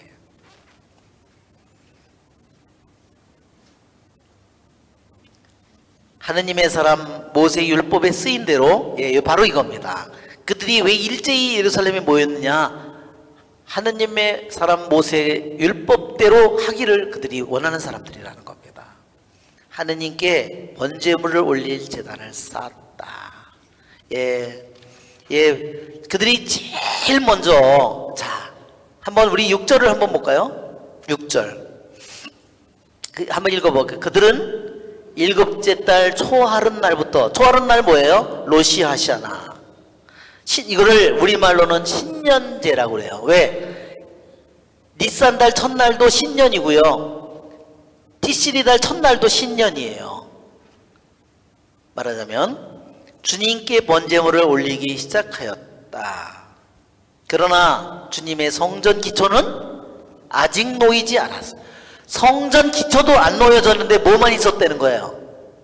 번제 제단만 있었다는 겁니다. 자, 한번 우리가 그림으로 한번 우리가 그림을 한번 볼까요? 자, 맨 앞으로 한번 우리가 보면, 우리, 예, 그들이 아까도 여기서 봤죠? 이렇게 그들이 티그리스강 페르시아에서요, 알레포까지 말하자면 이렇게 위로 올라갔다가 아브라함이 갈대아 우르를 떠나서요 오던 길하고 같은 길이에요. 말하자면 거의 그 길로 갈대아 우르에서 하란으로 거쳐서 내려오죠? 아래로 내려오죠? 그 길을 따라서 그들이 온 거예요. 말하자면 그 길로 기양을 갔다가 자기 한참 자기들의 선조인 아브라함이 하느님께 부르심을 받고 떠나왔던 그 나라로 자기네들이 귀향을 갔다가 다시 이 나라로 하느님께 돌려서 다시 돌아오는데, 그 또 돌아오는 지역이 뭐냐면요, 티그리스강 옆에 유프라데스강 강변을 끼고 계속 오는 길이에요. 그러니까 강변을 끼고 오니까 어때요? 물도 많고 그 다음에 평평하고, 그들이 그래서 이 그림에 이렇게 물이 나오는 겁니다. 그래서 아까도 낙타 뭐 이제 노새 이런 게 이제 이해가 되죠? 예, 잘 보세요. 뭘 많이 실어, 많이 물건들 많이, 예, 뭐 많이 뭐, 예? 여러분들도 우리들 이사 가면 뭐 바리바리 다 싸가지고 가야 되잖아요, 그죠? 뭐 양식도 있어야 되고, 그렇죠? 예, 그들이 돌아오는, 그래서 이제 성전의 기초도, 이건 기초 놓인 다음에 나중에 모습이고 그들이 번제물을 쌓을, 여기에 보면 이게 번제물을 바치는 모습이에요. 이스라엘 백성이 번제물을 바칠 때 저렇게 했다는 겁니다. 자, 어떻게 했어요? 장작나무를 많이 쌓아놨죠? 장작나무를 많이 쌓아놨어요. 저렇게 해서 왜 그러냐면요, 유대인들이 번제물을 바치는 것은요, 유대인들에게 가장 중요한 제사입니다. 번제제단. 자, 또 다시 한번 우리가 이 번제제단에 번제물을 바치는 모습이에요. 이렇게 장작을 이렇게 잔뜩 쌓아놓고 그 위에 말하자면 번제제단 위에다가 그래 놓고서 이게 태워 바치는 겁니다. 자, 성전의 기초는 여기는 지금 놓은 거죠. 우리는 아직 성전의 기초가 놓이지 않았어요. 번제제단만 만들었습니다. 예, 이건 솔로몬이 성전을 만들었을 때 하늘에서 불이 내려오는 그런 모습이에요. 자, 솔로몬 성전에는 이렇게 마당에 번제제단이 있었어요. 이 안에는 무슨 제단이 있었다 그랬죠? 예, 이 안에는 분향제단이 있어요. 번제를요, 이 안에서 드렸다가 큰일 나요. 성전 태워버리는 거예요. 그죠? 번제제단은 항상 그래서 마당에 있었어요. 야외에서. 그런데 이 성전이 다 무너졌고, 이게 다 무너졌고, 없기 때문에 제일 먼저 만든 거 다 폐허 속에다가 먼저 번제제단을 쌓았다는 겁니다.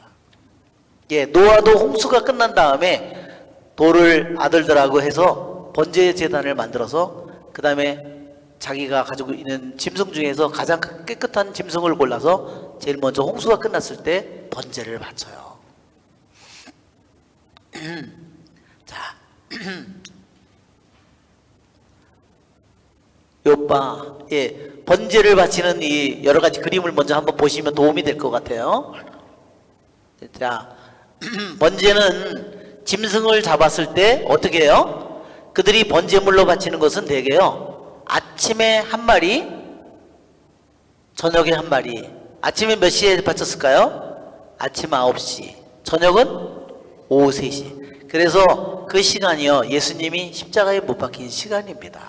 자, 그러면 양을 바칠 때 여기 보면 머리는 뭐를 바치는 거예요? 머리도 다 남김없이, 똥만 빼고 가죽만 빼고 다 남김없이 바치는 거잖아요. 그죠? 머리도 태워서 바치는데 그것은 뭐예요? 우리들의 생각을 바쳐야 되는 거예요. 그 다음에 지방은 뭐예요? 우리들의 힘을 바치는 거고, 다리 뭐예요? 우리들의 삶, 우리들이 걷는 거, 하루하루 걸어가는 그것이 우리들의 삶이에요. 그 다음에 이거 뭐예요? 내장. 그 뭐죠? 우리들의 감정과 애정과 이 모든 것을 의미하는 거.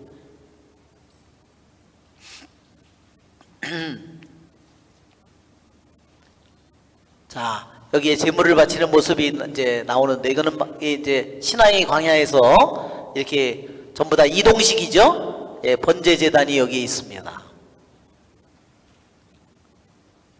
예, 조금 전에는 말하자면 노아가 자녀와 이렇게 바치는 번제는 완전히 태워서 전체로 다 완전히 연기로 바치는 거예요. 태워가지고 완전히 남김없이 재가 될 때까지 태우는 겁니다. 근데 이 번제제단에는 뭐가 있어요? 위에 뿔이 있습니다. 그리고 여기에 보면 들고 다니는 채가 여기 끼워 만들어져 있죠. 자, 피를 어디다 발라요? 피를요 뿔에다 바릅니다. 양을 잡으면요 반드시 피를 저 제단에 갖다가 뿌리고 바르는 거예요. 뿔에 바르고요.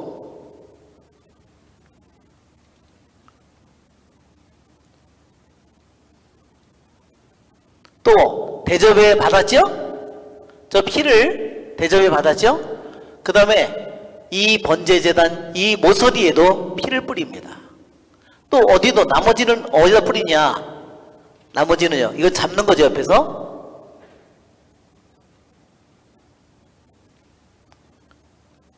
자, 이 번제가 여기 그림에는 안 나왔는데 나머지는요 저기 저 번제제단 모서리 밑에 바닥에다가 붓습니다. 피를 세 군데다 뿔, 모서리, 그 다음에 번제제단 바닥 거기에다가 나머지를 다 쏟는 겁니다. 나머지는. 예, 이거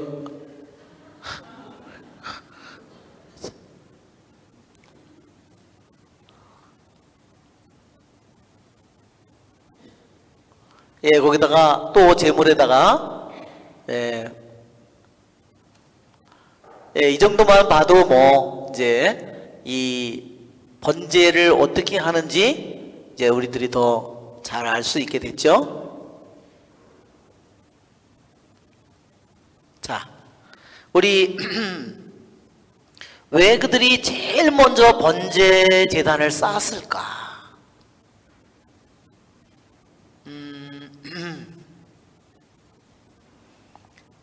자, 우리 번제 제단을 쌓은 가장 커다란 이유는 무엇일까? 자, 민수기 탈출기 29장을 한번 보세요. 탈출기 29장. 탈출기 29장 39절. 일일 번제물이 있어요. 내가 제단 위에서 바칠 것은 이러하다. 같이 읽어볼까요? 1년 된 순양 2마리를 거르지 말고 날마다 바쳐야 한다. 어린 순양 1마리는 아침에 바치고 다른 1마리는 저녁 어스름에 바쳐라. 첫 번째 어린 순양에다 고운 곡식가루 10분의 1 에파와 찌어서 짠 기름 4분의 1 흰을 섞은 것을 바치고 포도주 4분의 1 흰을 제주로 바쳐야 한다. 두 번째 어린 순양을 저녁 해거름에 바칠 때에도 아침처럼 곡식 제물과 제주를 바쳐라. 이것은 주님을 위한 향기로운 화제물이다. 이것은 내가 너희에게 말하려고 너희와 만나는 만남의 천막 어기 곧 주님 앞에서 너희가 대대로 바쳐야 하는 일일 번제물이다. 네, 거기가 뭐냐면 이게 번제물이 내가 너희와 만나는 주님께서 이스라엘 백성과 만나는 자리 천막 어기에서 즉 주님 앞에서 그게 항상 대대로 매일매일 바쳐야 되는 번제물이라고 그랬어요. 이제 이것은 하느님의 말하자면 율법이에요. 하느님의 법이에요. 자, 민수기 28장을 또 한번 보세요. 민수기 28장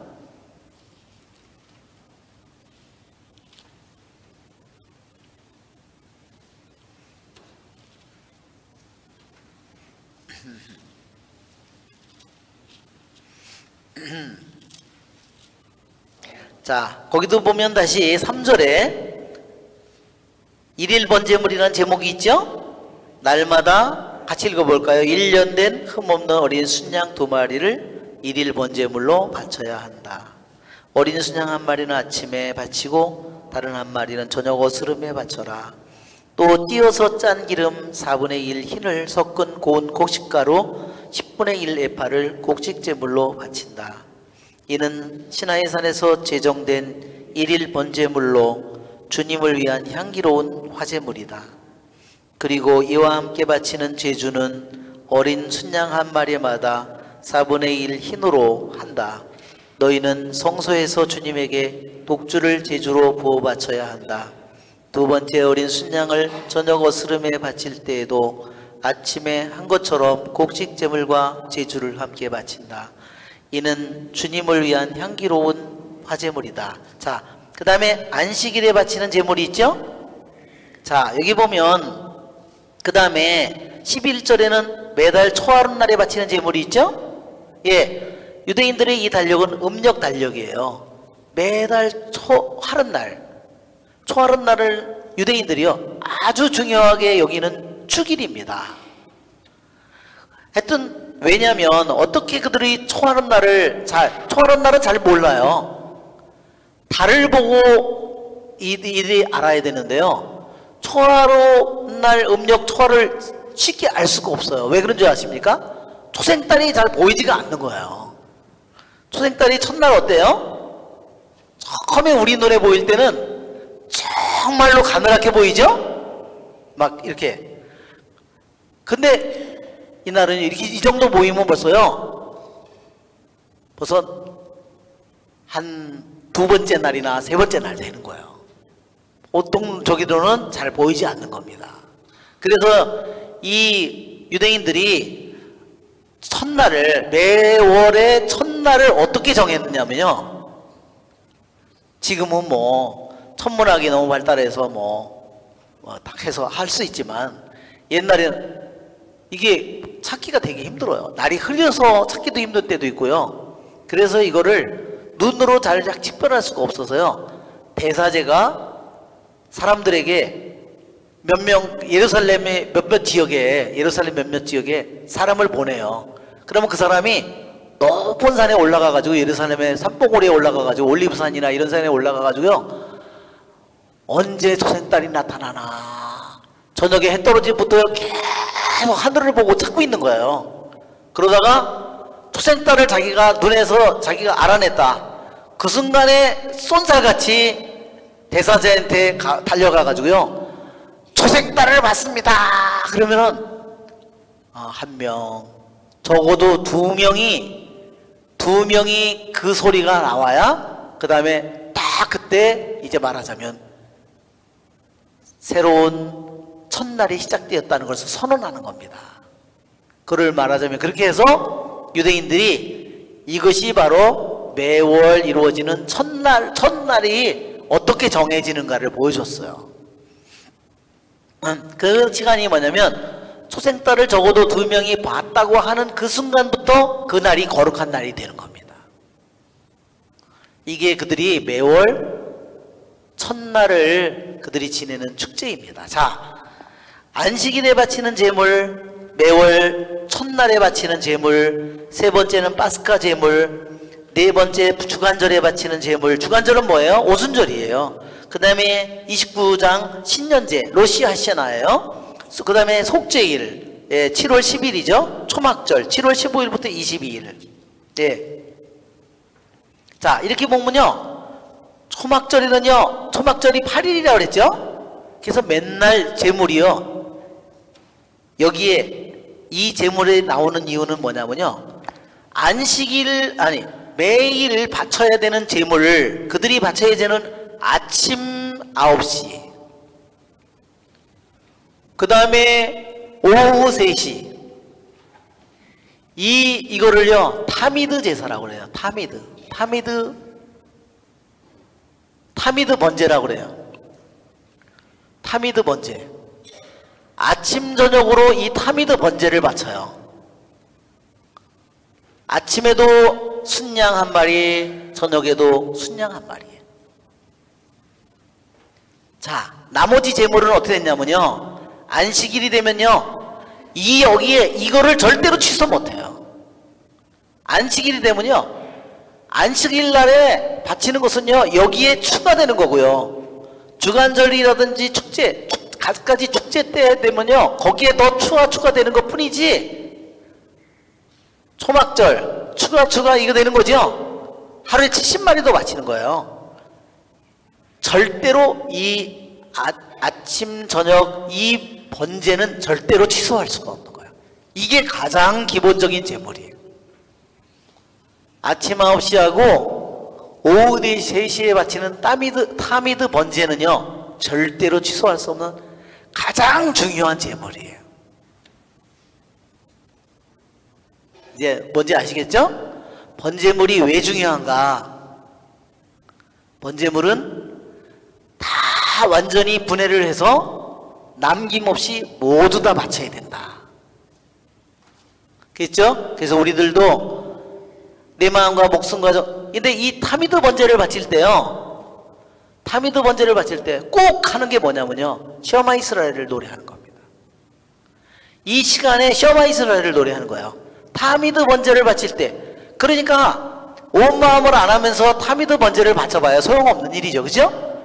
타미드 번제를 매일 바치는 것은, 이 번제를 바치는 것은요, 자신의 모든 거를, 내장이든, 그쵸? 자기의 다리든 머리든 가슴이든 자기의 가죽이든 남김없이 모든 것을 바치기, 그것이 바로 번제입니다.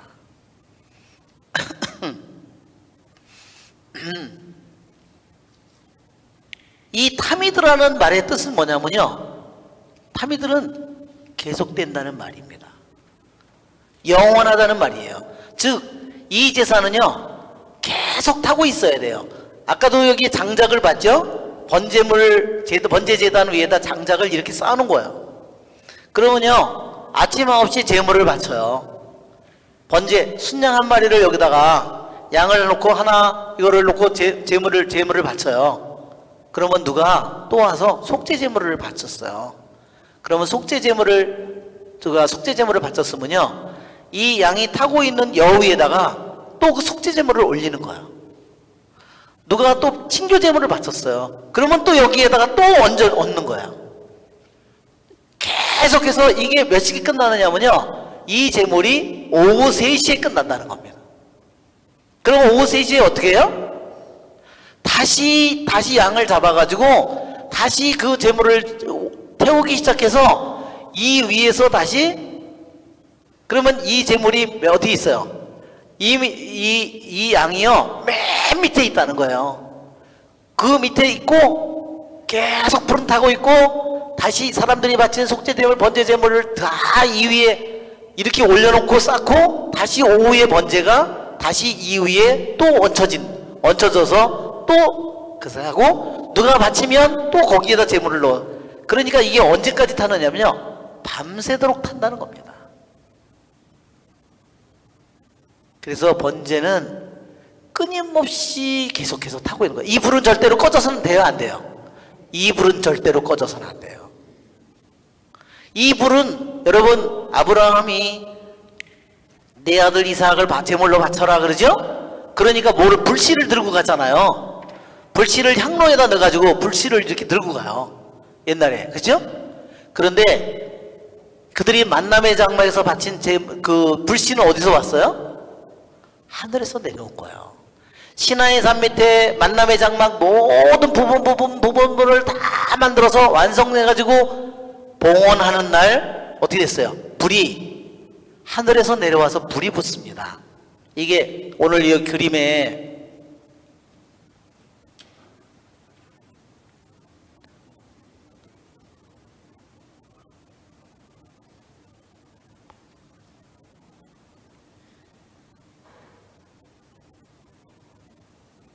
하늘에서 내려오는 불, 이게 어디 갔냐?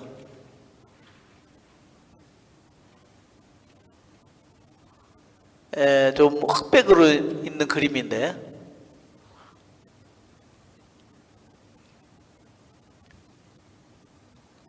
또 위인가 봐요. 예, 그 위에 바로 위에 그림. 예, 이게 만남의 장막을 다 만들어서 모세와 아론이 다 만들어서 봉헌하는 날 제물을 차려놨을 때 하늘에서 불이 내려와서 이게 이 제물이 타는 거예요. 만남의 장막을 다 완성한 날 이런 일이 생긴 거고, 솔로몬 성전이 한 날도, 솔로몬 성전이 완성돼서 봉헌하는 날도 하늘에서 내려와서 이 번제물을 다 태워버립니다. 그러면 이 불씨를 어떻게 해요?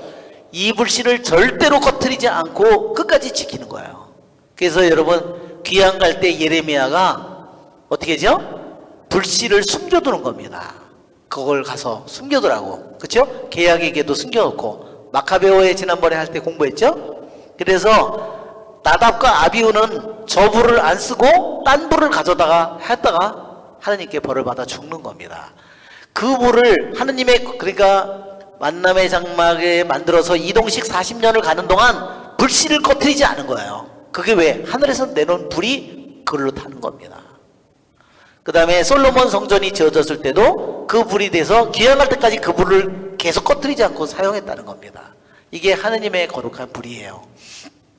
자, 이 번제물은 그래서 유대인들에게 하느님께서 명령한 가장 귀중한 제물이고, 그 다음에 이것은 뭐야? 향기로운 제물이죠? 이것은 하느님께서 이 제물을, 번제물을 남김없이 다 바쳐야 되는 제물로, 이것을 타미드 번제라고 그렇게 얘기합니다. 자, 이 타미드 번제는 그러니까 유대인들에게 가장 중요하고 가장 기본적인 제사인데, 이 제사는 단지 제사가 아니라요, 유대인들의 기도 시간이 언제냐면요, 이 시간이 유대인들의 기도 시간이에요. 예수님의 사도들이 오후 3시경 기도하러 올라간다 그랬죠? 그 시간이 뭐냐면 오후 3시에 타미드 번제가 바쳐지는 시간이에요. 오전 9시에도 그들이 기도 시간이에요. 오전 9시에 셔마 이스라엘, 셔마 이스라엘 이거를 할 때 그들이 타미드 번제를 바칠 때 그 기도를 바치는 거예요.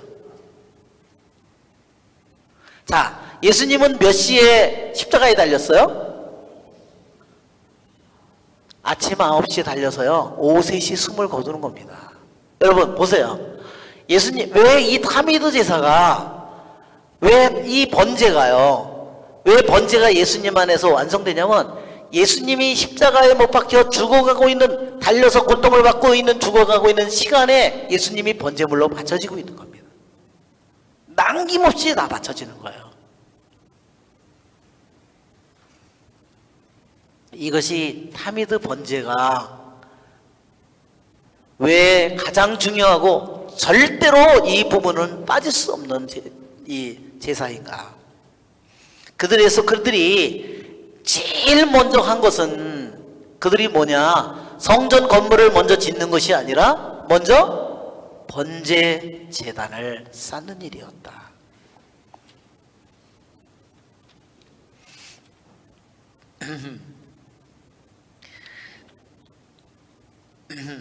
예, 이 번제 제사에 대해서 알렉산드리아의 필로, 그 유대 신학자라고 하는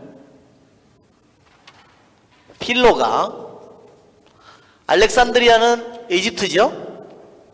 정말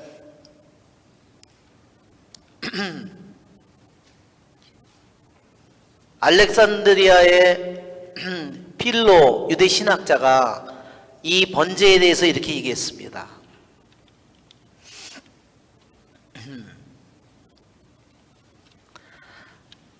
아침 제사는, 아침의 타미드 제사는 낮 동안에 하느님께서 주실 사랑에 대한 감사를 하기 위해 바치는 제사다. 저녁 제사는 밤 동안에 우리를 지켜주시는 하느님의 자비에 대한 감사 제사이다. 네. 그러니까 이 아침 9시 제사는 낮 동안에 우리에게 베푸시는 하느님의 이 사랑에 대한 감사이고, 낮 동안에 우리를 사랑해 주시는 하느님, 이것은 밤 동안에 우리를 지켜주시는 하느님의 자비에 대한, 이거는 낮에 동안 우리를 당신께서 지켜주시고 보호해 주시고 사랑하시고, 이건 밤 동안에. 그렇죠. 우리 시편에도 어느 밤 그 시편에 있잖아요. 어떤 역질도 해치지 못하리라, 낮엔, 그쵸, 그 밤에는 달도 너를 해치지 못하리라 하는 말이 바로 이 말이에요. 왜? 그들은 이 달이 어떤 사람들은 그거를 신으로 섬겼고 달들이 자기네들을 해친다고 생각했어요. 그래서 왜 어떤 만월이 되면 무슨 늑대가 어떻고 뭐 어떠고 뭐 이런 거 있잖아요. 그러니까 이 아침 제사의 이 번제가 어린 양이 해서 타지만 이 양이 하루 종일 오후 3시 아침에 바친 것이 오후 3시까지 탄다는 겁니다. 무슨 말인지 아시겠죠? 그 다음에 제사를 계속 바쳐서 계속해서 오후 3시까지 바치고 그 다음에 오후 3시부터 다시 여기에 양을 잡아서 두 번째 양을 바치어서 또 이것이 어떻게 돼요? 밤 내내 타고 있다는 겁니다. 즉 그것은 뭐냐면 내가 잠을 자더라도 하느님께 바쳐지는 우리들의 기도와 우리들의 이 모든 것이 끊임없이 하느님께 타올라가고 있다는 뜻이에요. 그죠? 그것이 그들의 사고방식이 이 타미드 제사를 통해서 낮에도 내가 하는 모든 일들 하느님에게 끊임없이 올라가고 있다는 거. 밤 내가 비록 잠을 자더라도 내가 어떤 일을 하더라도 그렇고 내가 밤에 잠을 자더라도 끊임없이 이 모든 것이 하느님께 올라가고 있다는 것이 번제입니다. 자, 그들이요 아침에 무슨 일을 했냐면요 제일 중요한 일이 뭘 것 같아요? 죄를 치우는 일입니다. 죄를 치우는 거. 그 양과 그 모든 바쳐진 모든 제물을 완전히 다 태워서 완전히 정말로 가루처럼 만들어진 죄를 치우는 게 가장 중요한 일이에요. 그런데 사제들이요 아침에 누가 죄를 치울지 정해지지 않았다는 겁니다. 그거를 항상 제비를 뽑았다는 거예요. 마지막 순간까지 자기네 조가 성전에 와서 예배를 드릴 때도요 자기가 조원이 20명이든 300명이든 자기들이 왔을 때 누가 죄를 치울지 모른다는 거예요. 그거를 아침에서야 그를 제비를 뽑아서 정했다는 겁니다. 그를 할 때는 죄를 치울 때는요 밤새도록요 이때는 이 제물을 바칠 때 사제는 뭐 하냐면요 여기 있는 사제는요 밤새도록 철야로 이걸 지키는 겁니다. 이 제물이 다 타는 동안 내내 잠을 안 자고 이것을 지켜보고 있는 거예요. 네. 그리고 한 사제는요 여기에 이것을 열쇠를 쥐고 자고 있었대요. 그러니까 나머지 젊은 사제는 누가 침입해서 뭐를 할까봐 밖에서 지키고요. 늙은 사제는 열쇠를 쥐고 있었대요. 왜? 그걸 열고 뭐 이렇게 해야 되니까. 왜냐면 제가 밑으로 떨어졌을 거 아니에요. 그러니까 거기를 열어야 되는 거예요. 그러니까 열쇠를 쥐고 했대요. 그리고 옷을 다 입고 그들이 밤새도록 그걸 한 거예요. 사제 옷을 다 입고 그거를 자기들 번제가 다 타는 거를 다 타도록 말하자면 안 타는 게 있으면 타도록 그를 다시 가운데로 옮기거나 뭘 했겠죠. 그런 일을 하고 그 다음에 아침에 그것을 죄를 치는 일들을 하고 옷을 벗고요. 사제의 옷을 벗고 그 뽑힌 사람은 사제의 옷을 벗고 죄를 치우고 진지 밖으로 가지고 나갔다가 다시 들어와서 이런 식으로 그러니까 이 죄를 치우는 저기가 아주 굉장히 중요한 일이었던 겁니다. 자, 이 타미드 제사에 대해서 뭐라고 그러냐면 유대인들이 가지고 있는 신념은 뭐였냐면요. 믿음은 뭐였냐면 메시아가 오기 전에는요. 여러 가지 많은 제사가 있잖아요. 메시아가 오기 전까지는 타미드 번제가요. 끊임없이 바쳐져야 된다 그랬어요. 쉬지 말고 끊임없이. 왜 타미드 번제라고 그러는지 아시겠죠? 이 타미드라는 말이요. 끊임없이 이런 말이에요. 끊임없이. 타미드. 타미드. 이게 타미드가 끊임없이 이런 뜻이에요. 끊임없이 받쳐져요. 보세요. 이 번제가 아침 9시 시작돼서 오후 3시까지 계속 타고 다시 그때부터 또 다시 해서 밤새도록 새벽까지 타고 그 다음에 아침에 이 아홉째가 되기 전에 그 죄를 치우는 거예요. 그래서 이것이 타미드 번제입니다. 즉 이것은 우리들의 기도도 하느님께 온전히 바쳐야 되고 끊임없이 계속돼야 된다는 것을 보여줍니다. 자, 유대인들의 신념은 메시아가 올 때까지 번제는 끊임없이 바쳐져야 된다고 그랬어요. 그러니까 유대인들의 사고방식 속에서는 끊임없이 번제가 바쳐지고 있는 거예요. 아시겠죠? 낮이든 밤이든 끊임없이 이것이 타서 하늘로 올라가고 있는 거예요.